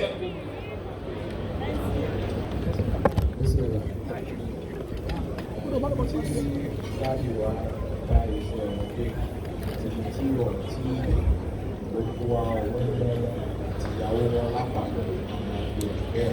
Allahu Akbar. Ìdára. Allah Rasaki wáyére. Rasaki kúkúrè. Rasaki ṣiṣẹ́ àwa tó kù ká gbìyànjú. Lè dára Allah. Kúlú Allah fún wa lápapọ̀.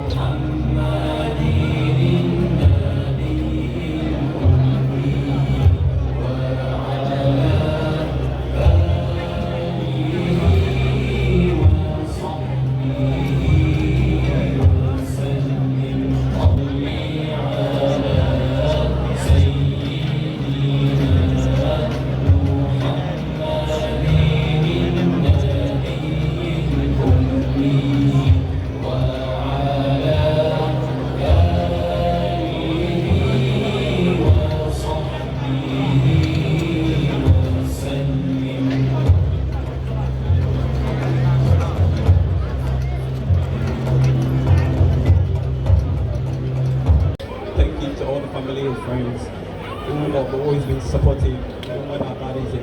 And now he's no longer with us. You guys are still here supporting. I pray that God and Almighty Allah will guide and protect all your families.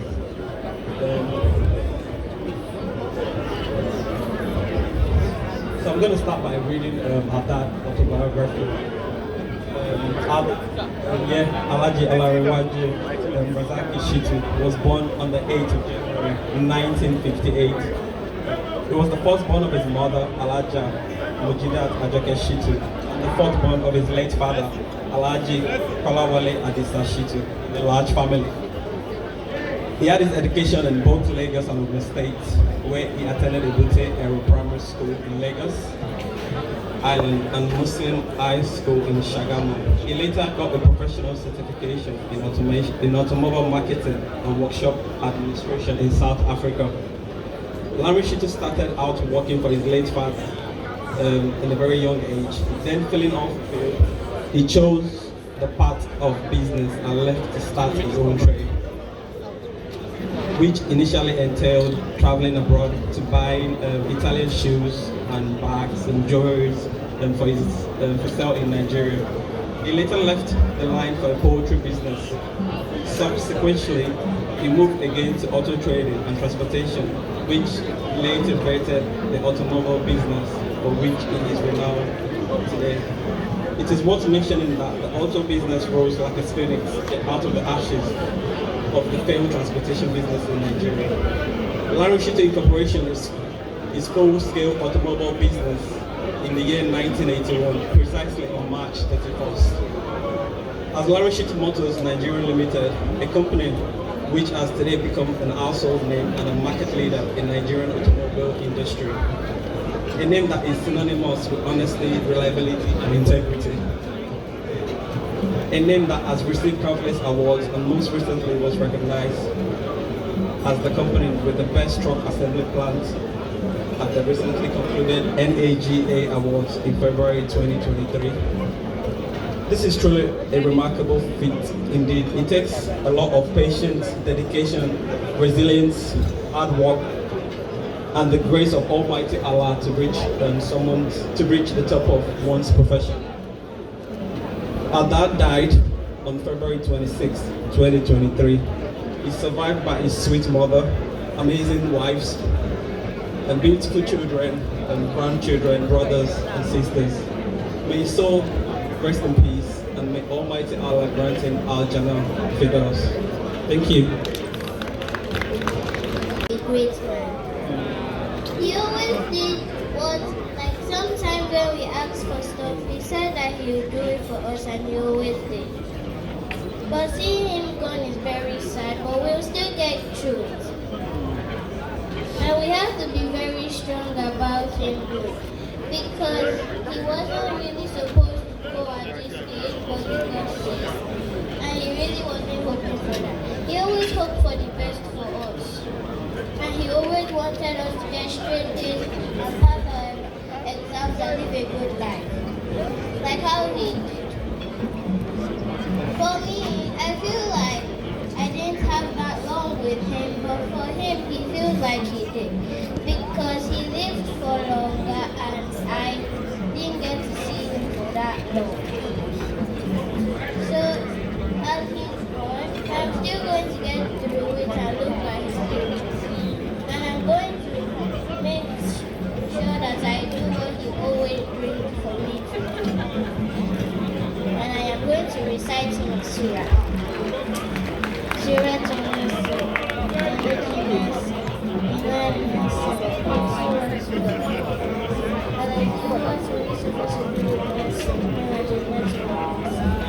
that is all of my speech.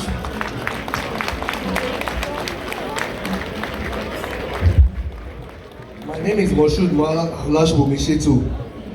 I really loved my dad. He meant a lot to me. For the 14 years I got to know my father, there were some things that I loved a lot. That day, for me. He took me to school. He gave me food. He gave me clothes, and he gave me a shelter. And I also thank God for the life of my mom, who is right here beside me. She knows how much I love her, and she knows how much my dad meant to me. But in life, things happen. We come and we go. But we just have to get through this. There's some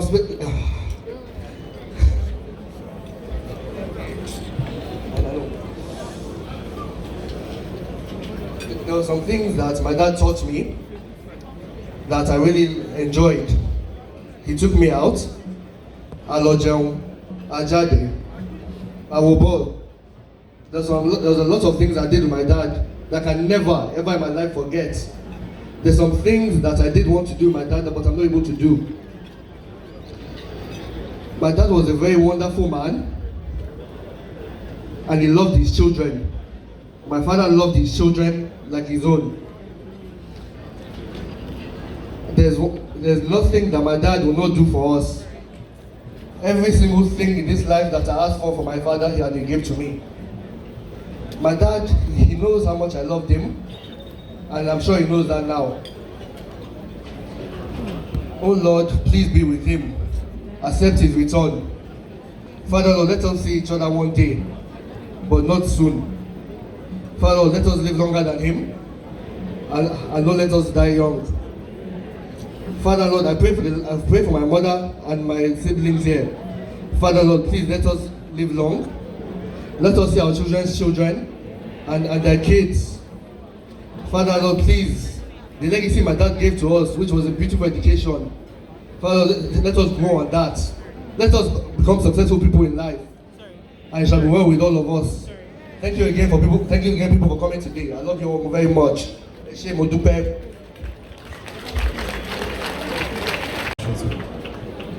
I would like to start off by thanking everyone for taking time out of their busy schedules to be here today, to say their prayers and pay their respects to my dad. Over the last week, I've come across a lot of people who start with paying their condolences and then go on to tell me what a great man my dad was. I always knew this, but it's so heartwarming to know just as many people feel the same way, and to see the impact he has had on so many lives. We are beyond grateful for all the love and support we have received, and every one of you and your kind words have really made this period a lot easier for us. I learned so much from my dad.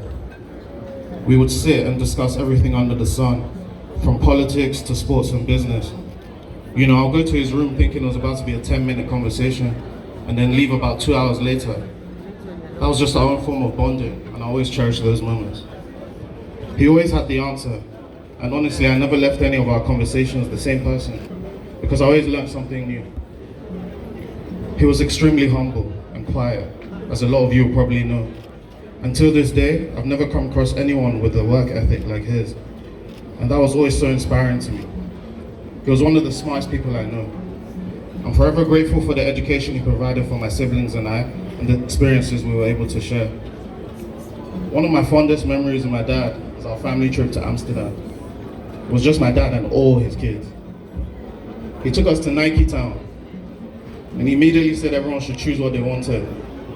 The rush that followed was really a sight. All of us scurrying off in different directions to grab one shoe or the other. It was a one-time experience for my siblings and I, and I'm sure for the Nike workers in the store that day as well. But it really is a memory I'll forever hold on to dearly. There's really a lot I can say, because in his 65 years of life, my dad achieved so much and made an impact on so many people, beyond what I could ever imagine. He was gentle, kind, and understanding. I'm grateful for his life and the community he was able to foster, which includes a lot of you present here today. And I'll never take it for granted. I pray that his soul rests in perfect peace, and I take solace in the fact that he has an amazing set of kids that will continue to build on his legacy and his name, Shittu. I know we'll all make him proud. Thank you again for being here today for the celebration of his life, and God bless you all. Thank you, everybody. Permit me to start on the existing protocol. I first want to thank everybody for coming from outside Nigeria, different states, to come and help us pray for the 8th day Fidau of our father. Something I understand about Alhaji Rasaki Olanrewaju Shittu. Money is not everything. Money was not everything with him. Money again was not everything with him.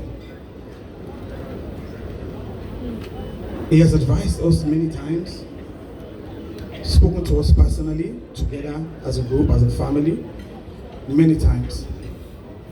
I remember sometimes when I was in France with him,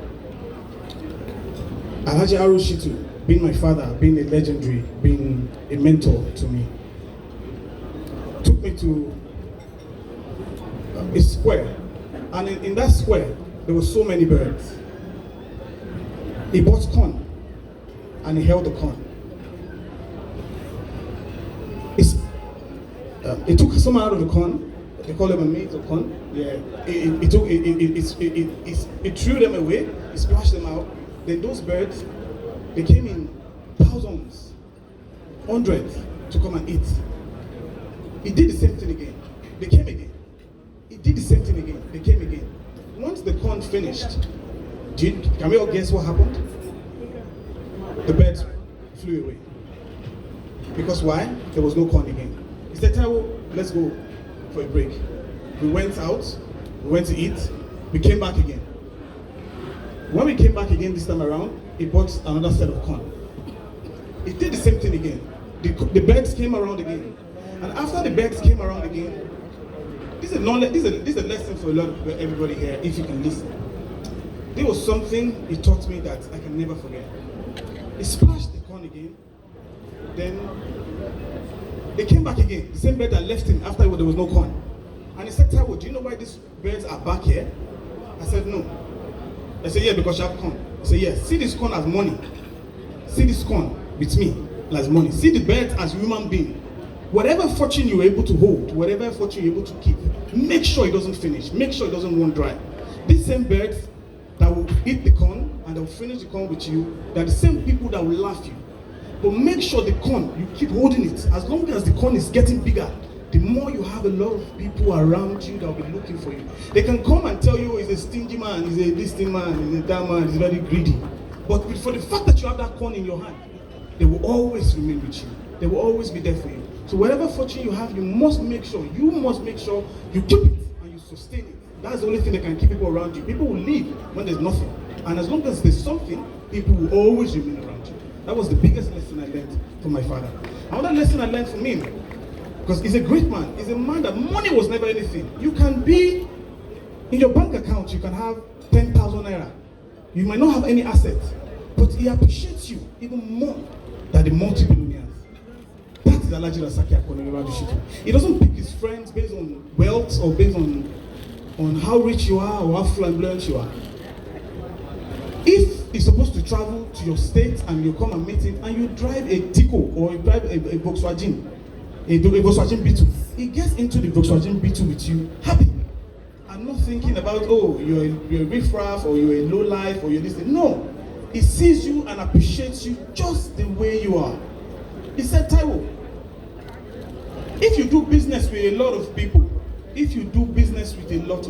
you do business with somebody, this person, like for example, my sister and Morfat. Morfat is destiny. Morfat's supposed to be maybe Morfat Kasali, not my sister. I'm just using that example.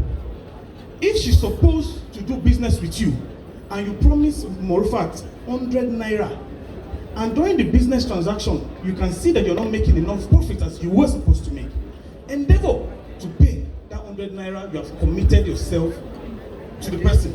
Endeavor, make sure you pay that 100 naira. Because you know why? Because that same person might be destined to give you $500 billion. But because of the greed of that first 100 naira that you refuse to give him back his money, a court that would terminate that destiny that was coming from that person to you because of the first 100 naira deal that you did together. You're supposed to pay him. But meanwhile, this guy was supposed to be giving you many more deals. So he taught us not to be greedy. He taught us to respect people. He taught us to love people, respect people, be kind to people, be humble to people. Allah gives, Allah takes. He has told us many times, he has seen people rise from up to down. He has seen people from down go up. Money is not from anybody, it's from God. And when God likes it, takes it from you. You know? But my last prayer I will have for everybody that has taken time to be here is this. Ọlọ́run ní jẹ́ kí a ṣiṣẹ́ ká kójọ kó wá di àsìkò tá a fẹ́ jẹ kí ẹ̀mí ikú wá gbé wa kúrò láyé. Àwa tá ṣiṣẹ́ wa la máa jèrè iṣẹ́ wa. You know, that's because he worked so hard. He worked and he piled all the money, and unfortunately, when he's supposed to be going on holidays, going on retirement, he was already discussing retirement with some of my brothers and my uncles. You know, this is when he was supposed to be going on retirement, but Allah knows best. Allah knows best. So I want to use this medium on behalf of me and my brothers and sisters and the whole entire family of Chief Shittu, because an extended family. I want to thank everybody here for coming for the 8th day Fidau of our beloved father. Thank you very much, everybody. Of our late father. Before I invite them, that is Mr. Emeka Okonkwo, and of course, standing close to Mr. Kingsley Okonkwo, KCI Imani, we celebrate you. Mr. Cecilia Moore, we celebrate you. Uncle Tayo Ayeni, we celebrate you. There are some things you are going to hear today you might not have heard it before. When he started his life, right, he bought his first car at the age of 17, a Passat car, which he can, Rasco Super. I usually watch the car when we were in Friday. Owó lẹ́gbọ̀n, èmi làbúrò. Ìyá ò gbọ́dọ̀ jẹ́ àbúrò lójú ẹ̀gbọ́n ẹ̀. That is Shittu. You see, this is a very honest man. We are really going to miss him a lot. No matter how the pain may be, there is something, the death, the pain can never take away from us, and that is the memory.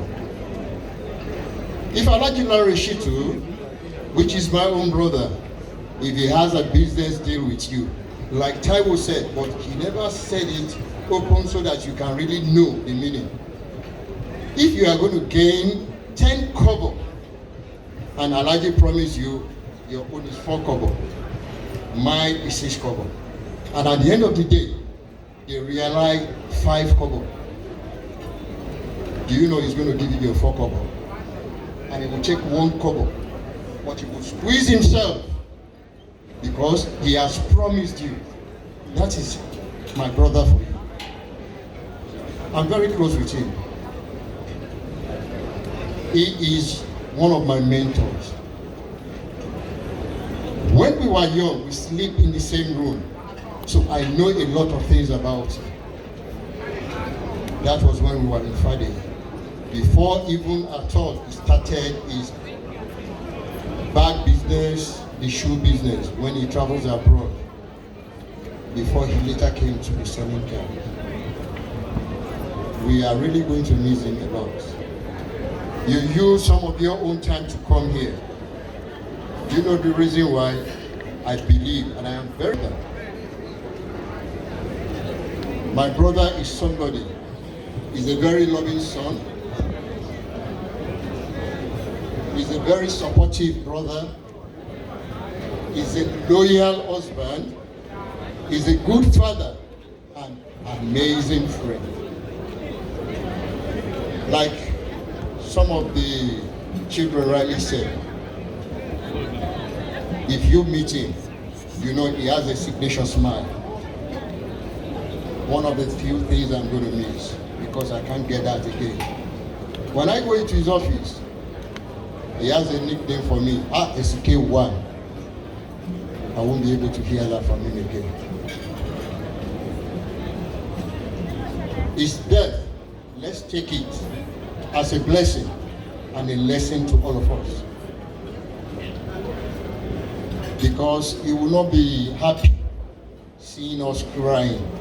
Because where he is, he will be giving a booming smile.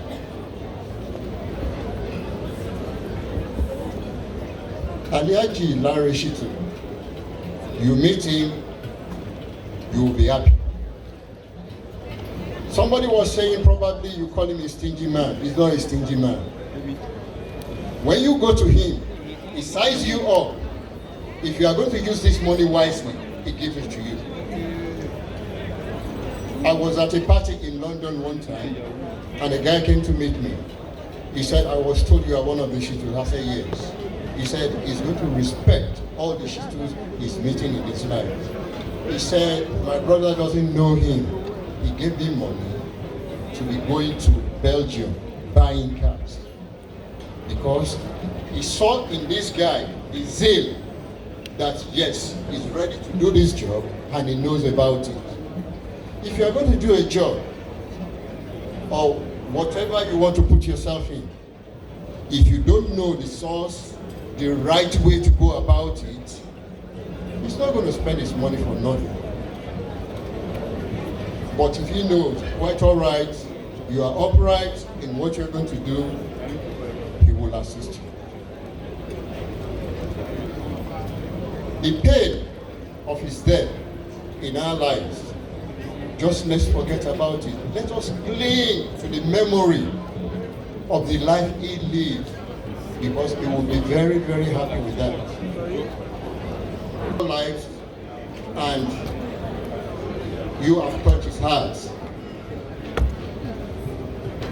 For just, we count everybody to be the same.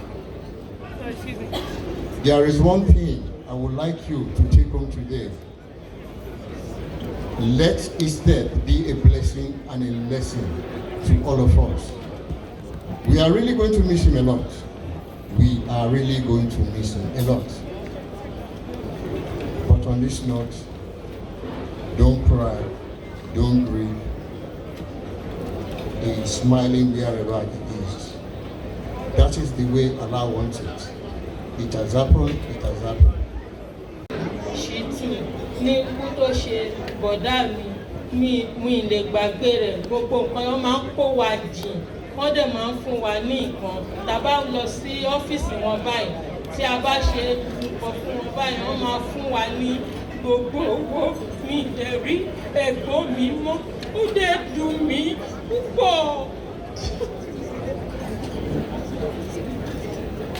Tẹ́ bá wa gbẹ̀yìn bọ̀dá mi, kò ní ṣe bẹ́ẹ̀ fún gbogbo wa pátápátá o. Ọlọ́run á dá àwọn ọmọ ẹ̀ sí o àti àwọn ìyàwó wọn.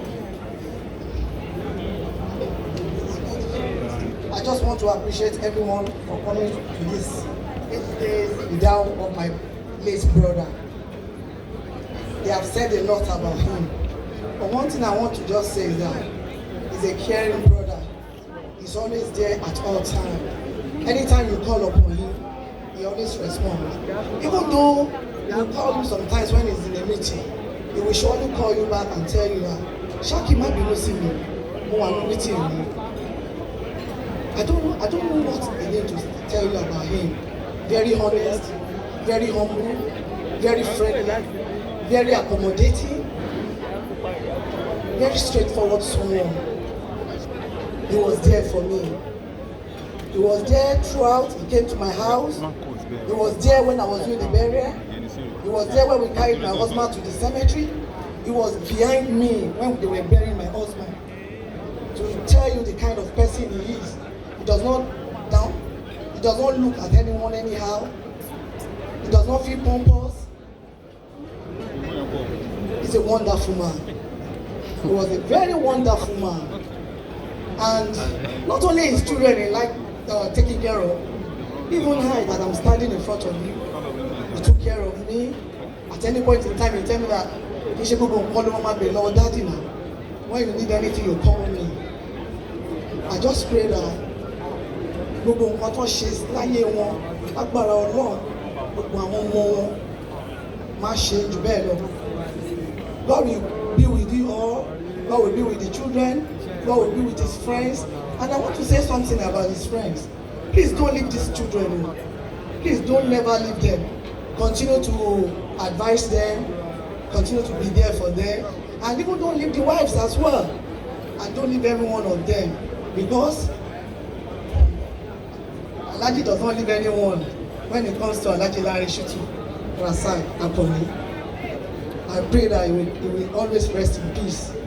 And I pray that every one of us will live to our rightful old age in Jesus' name. Amen. Good afternoon, everyone. My name is Kazim Akemola. Alhaji Shittu is irreplaceable. You know, I've known him now for about 20 years. I actually met him through Fidau. I'm a banker, but I won't mention about my bank. But it's someone that you see that is very genuine. I remember some conversation we had about 15 years ago. Love, you can say care. He loves everybody. You know, and he doesn't hold. It's when you do business with, and you can go and sleep with your two eyes. If you know what I'm talking about. You know, you see a lot of businessmen, they don't want to pay, but he doesn't hold. You know, it's quite unfortunate that we lost him at this time because I know he had plans. In fact, he was planning to actually start other businesses apart from the automobile business. You know, talking about doing batteries and all the likes. We're going to meet Alhaji. The whole banking industry is going to meet Alhaji and Shittu Motors. You know, it's quite unfortunate that we lost him now, but I'm very certain that he's going to rest well. And I pray for everything he left behind, for a lot of prosperity, for everything he left behind. Thank you.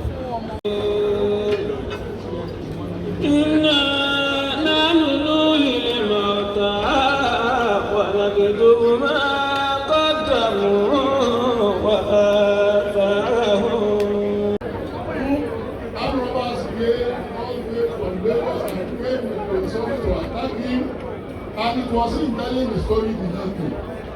When most people they had said that my noble woman, that is true as well, but we have had a lot of testimonies. We in Islam believe that these testimonies are not lost on our God. These are the things he needs to hear from us, so that he can now accept that, hey, we are coming. To make us think, see what they are doing behind it. This is the time to put us together and make sure that brothers, the sisters, and including his agent brother.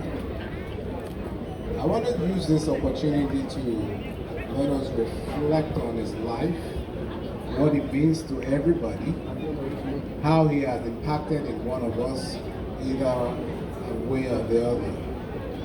He is no more here today, but when we close our eyes, we see him and we remember a lot of things he has impacted in us. He has a great value of respect.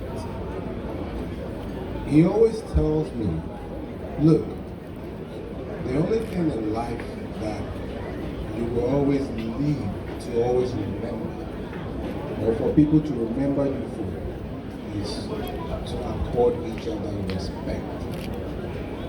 No matter how small, no matter how big, no matter how little, no matter how fat the person is, the respect for the person in front of you, behind you, shows the kind of person you are. It tells people the kind of life you will lead or you are currently living. He is a man of virtue. He respects everybody, no matter how small, no matter how little, no matter how big you are. He doesn't look down on you.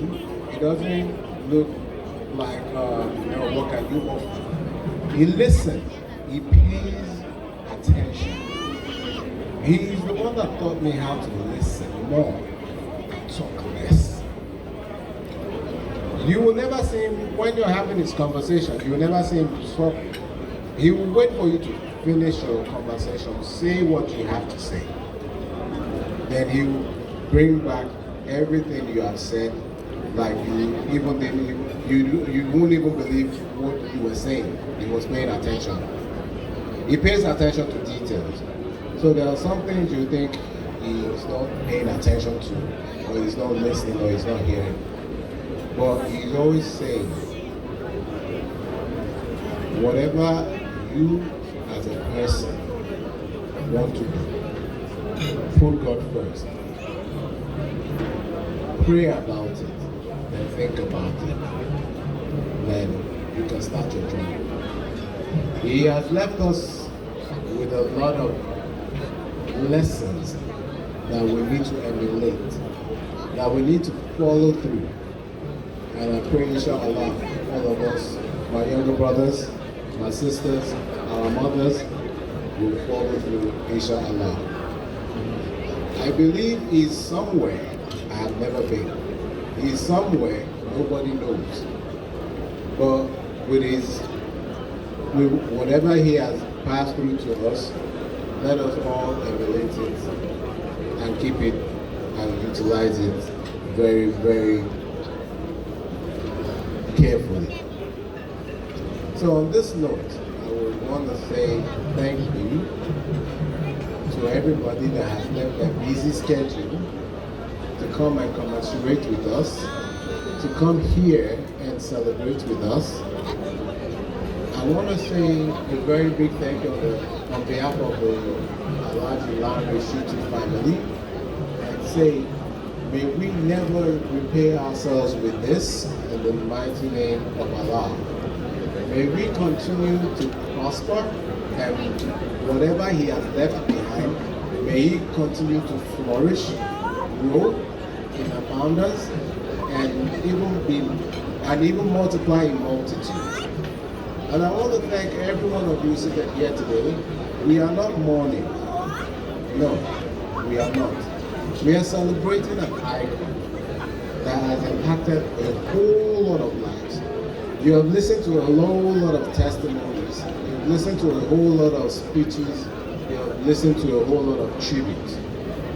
We are not mourning. We are celebrating. And I also want to say this. He would love us not to cry, but to celebrate him in a very, very subtle way. In a way that it's not going to be like we're making too much of, making it too much flashy and all that. That is why we are here today, to just celebrate him in the little way. He will appreciate more. Prayers, and prayers is what we need for him right now. As we do not know where he is or where he is going. For inshallah, he is resting on the bosom of the Lord. So I want to say one more time, thank you to everybody, our families, our well-wishers, our friends that have come from far and away, home and abroad. We, the Shittu family that he has left behind, thank you from the bottom of our heart and say, may we not see this type of thing again. Thank you.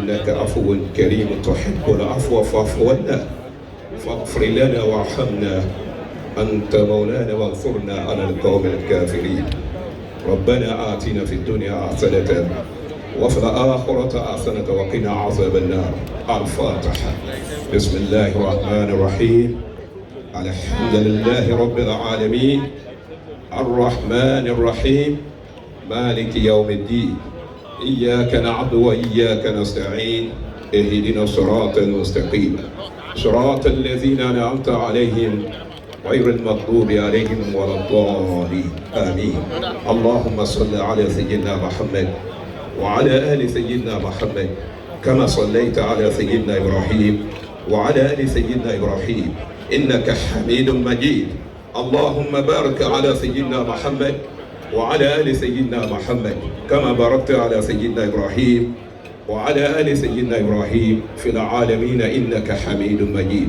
سبحان ربك رب العزة عما يصفون والسلام على المرسلين والحمد لله رب العالمين صلوا على النبي الكريم tí gbogbo ilẹ̀ ń pọ̀ yìí wàràwéré gbogbo dókítà wọ́n ti gbòòrò wọn kó bàbá lábẹ́rẹ́ bò mo yá padà sẹ́yìn dòdò máa ń gbọ́ nígbà tó yá ló sọ̀rùn ọmọ Kọ́láwọlé Àyìnlá ó dìgbà kan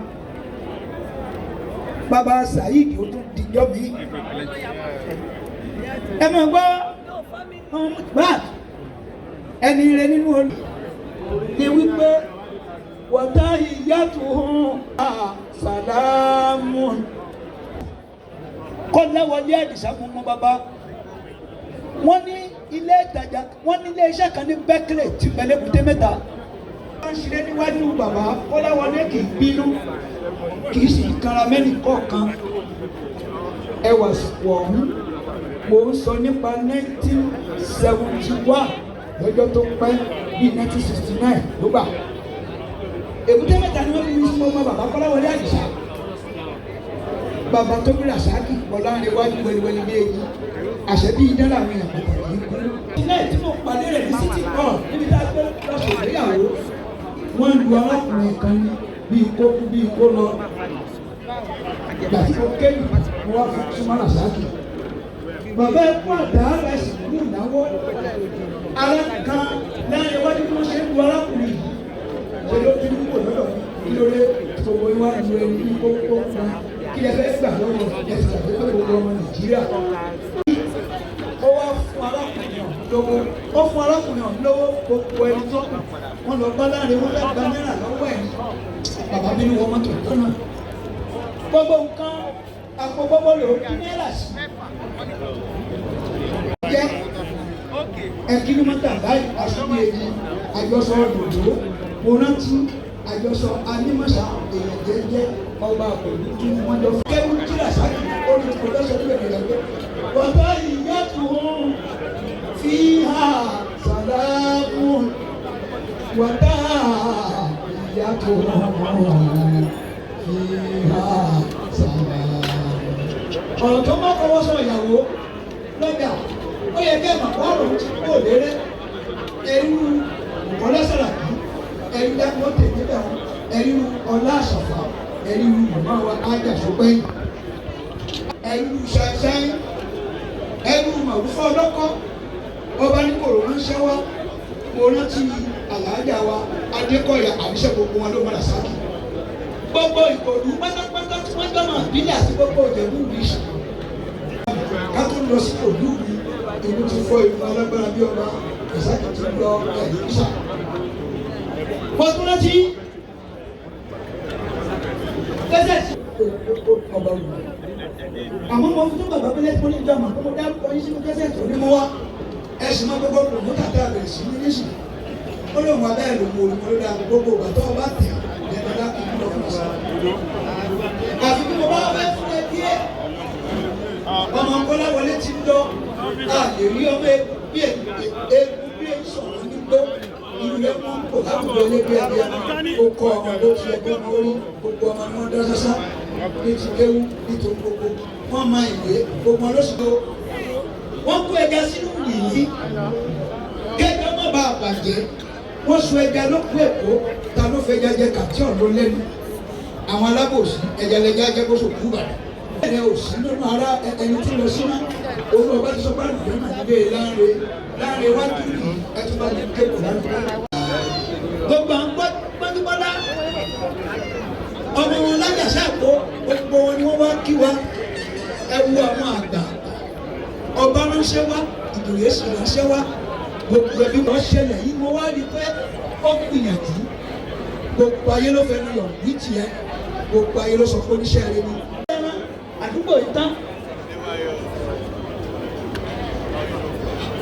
Ladies and gentlemen, while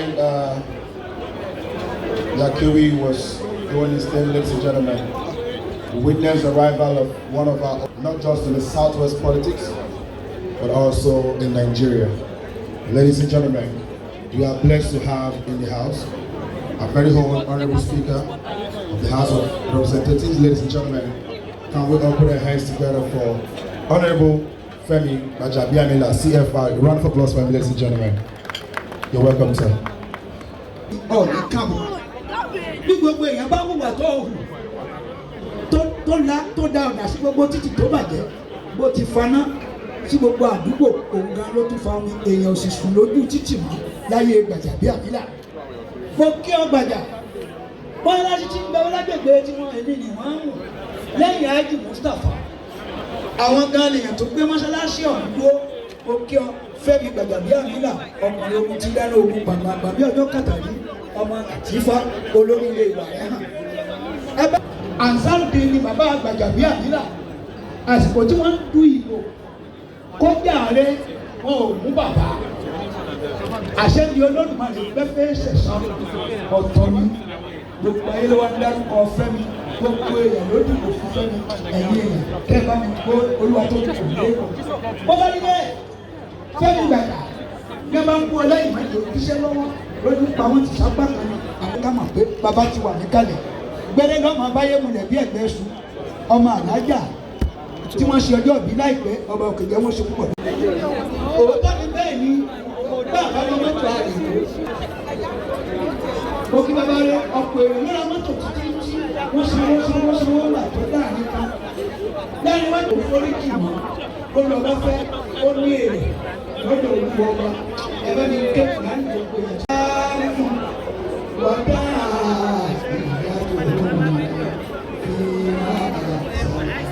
ọmọ ìwòlú oríwù àwọn tẹ́sí wọ́n ti wà ní lónìí àwọn ọmọ ọba lásán àdúgbò mo gbà pé gbogbo àwọn òkè mọ̀tì pátápátá gbogbo wọn ni wọ́n pé fún gbogbo ọmọ àdìsẹ́. báyìí bẹ́ẹ̀ ọmọ ìwòlú oríwù àṣàlẹ̀ gẹ́gẹ́ bí ẹni tí ò lóbìnrin ọmọ kẹ́nugbó kẹ́nugbó. mo kí ọ gbàgbà bí àmìlà ẹnu náà tẹ̀lé tí mo tún sọ̀rọ̀ láàmú ó mọ̀ pé ọ̀pọ̀ èèyàn ló fẹ́ràn láre ọmọ àdìsá Ṣítù ó ní kí n gbà kí n má jẹ́ èèyàn tó ní sọ bí n bá ń lọlé gbogbo ẹ̀ tó jẹ́ tó kánìkù láti pé wọ́n tó ìyá tó fi hàn sọ̀rọ̀ àwọn ẹni tó ní bíbí rẹ lọ́wọ́ sí òkú láwọn ṣe ìlòótọ́ ó káwọn lára ní bẹ́ẹ̀ ní ìṣẹ̀ṣẹ̀ àyókù ara ni wọ́n dá lé ọmọ ṣàgbẹ̀lẹ̀ bí ẹni tí olóbìnrin bí ọmọ kẹ́mọ́kẹ́rù òpèrò ọmọ aṣáwọn ní kọ́ọ̀lì ẹ̀ṣẹ̀ òsì tí bẹ́ẹ̀ ní kò dún òpè méjì rárá ìkòròdú ọ̀gá aláàrù méjì òsì àrẹ gbogbo wọn ìkòròdú fẹ́ràn lọ̀gá bàbá wa àgbà tó wá ná mi lọ́wọ́ ọmọ Alhaji wa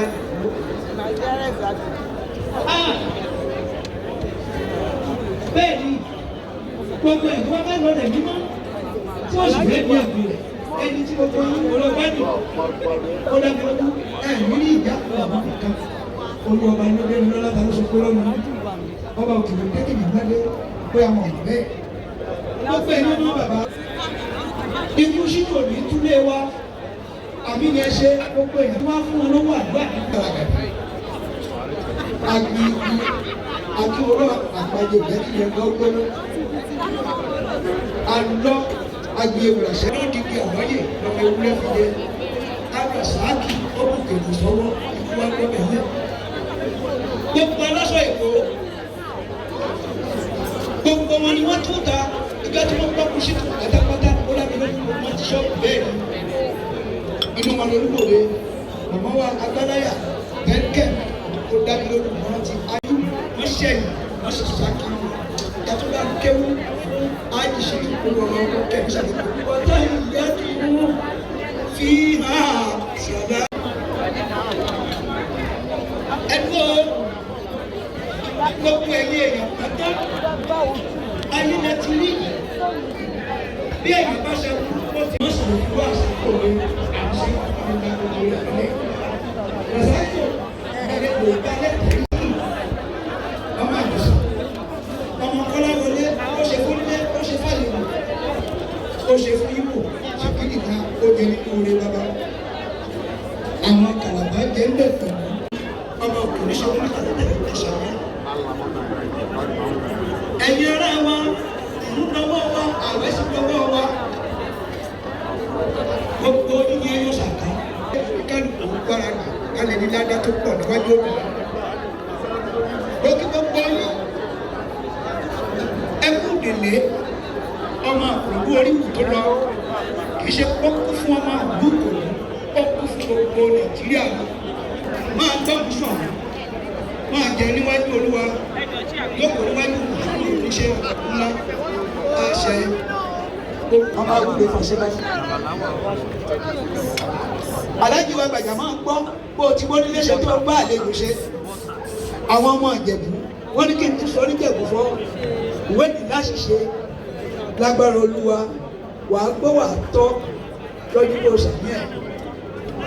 èèyàn kò bá fọkọ máa rìn tó máa rìn jùlọ lẹ́ni bá àṣà rẹ̀ ọmọ rẹ̀ ní gbàjà ní tòótọ́ ọmọ nàìjíríà ní èso oṣù gbọ́dọ̀ ṣèyàn kó sọ pé kì í ṣe ọmọ nàìjíríà tó bá wá rí bẹ́ẹ̀ ẹ tún bá ń sọ báyìí wípé wọ́tá ìyá tún hún fi hàn ẹ̀ṣọ́ ọmọ ìfowópamọ́ ọmọ ìṣòro ẹ̀ṣọ́ tó gbọ́dọ̀ wà lọ́rùn rẹ̀ tàbí ọmọ ìyẹ̀wò ọmọ ìyálọ́jà ọlọ́fà wíjọ ọlálọ́lé ọmọ àkókò ọlálọ́ ọmọ ọ̀kàlọ́. ìrìnà abáni ní bíbọ̀ láti ẹni kì í bá àgbà àtàwọn àmúlò àmúlò lọ́wọ́ ẹni kò láṣẹ ní gbogbo ọ̀rọ̀ ìlú òṣèlú.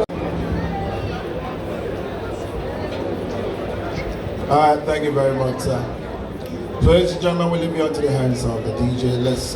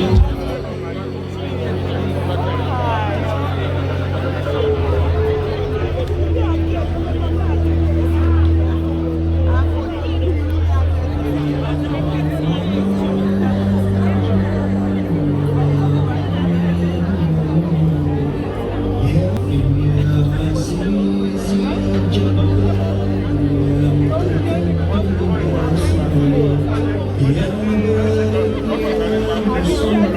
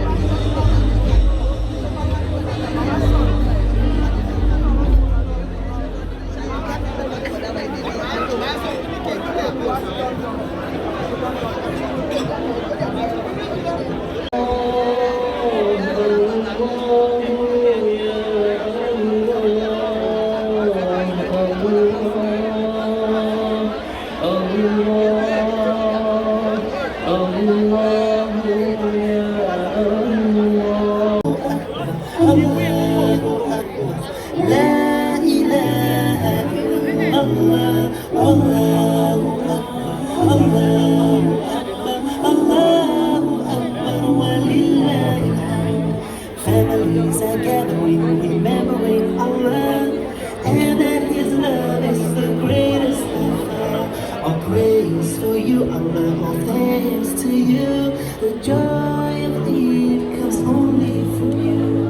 Eid inside of peace, did only you make for those who believe.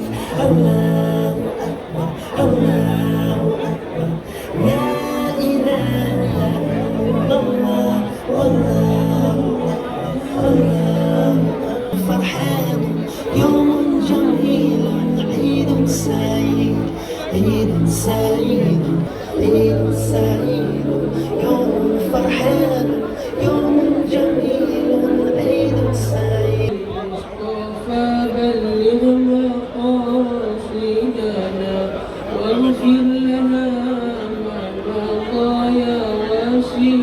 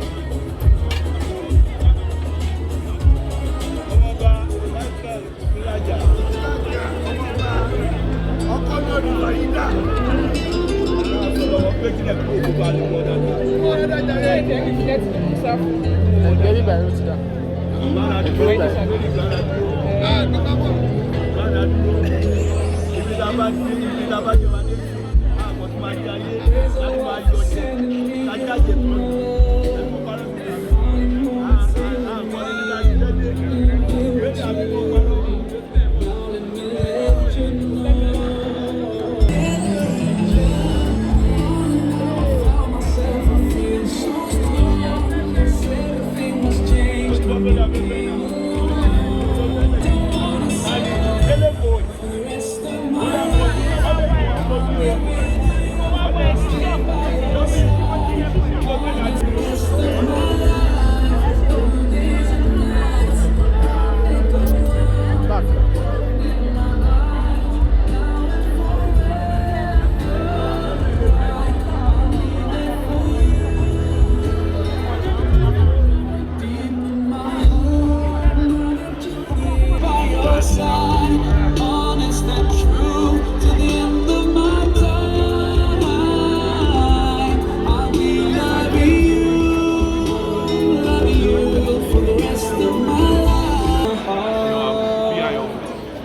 Who is the lover? Allah. Who is Ar-Rahman? Allah. Who is Al-Mannan? La ilaha illallah, Muhammadur Rasulullah. Muhammad is the messenger.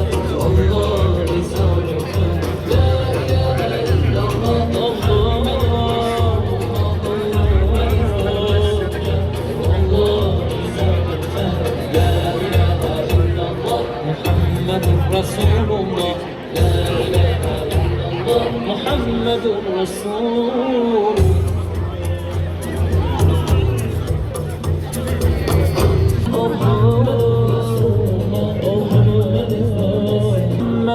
رسول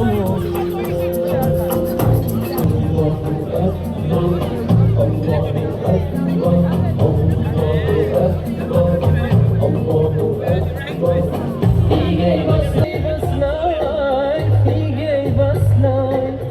He sent to guide us, He sent to guide us, Rasulullah, Allah.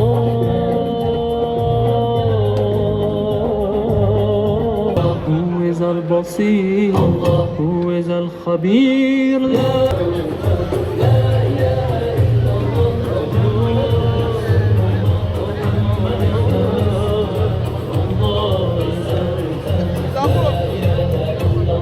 محمد رسول الله لا إله إلا الله محمد رسول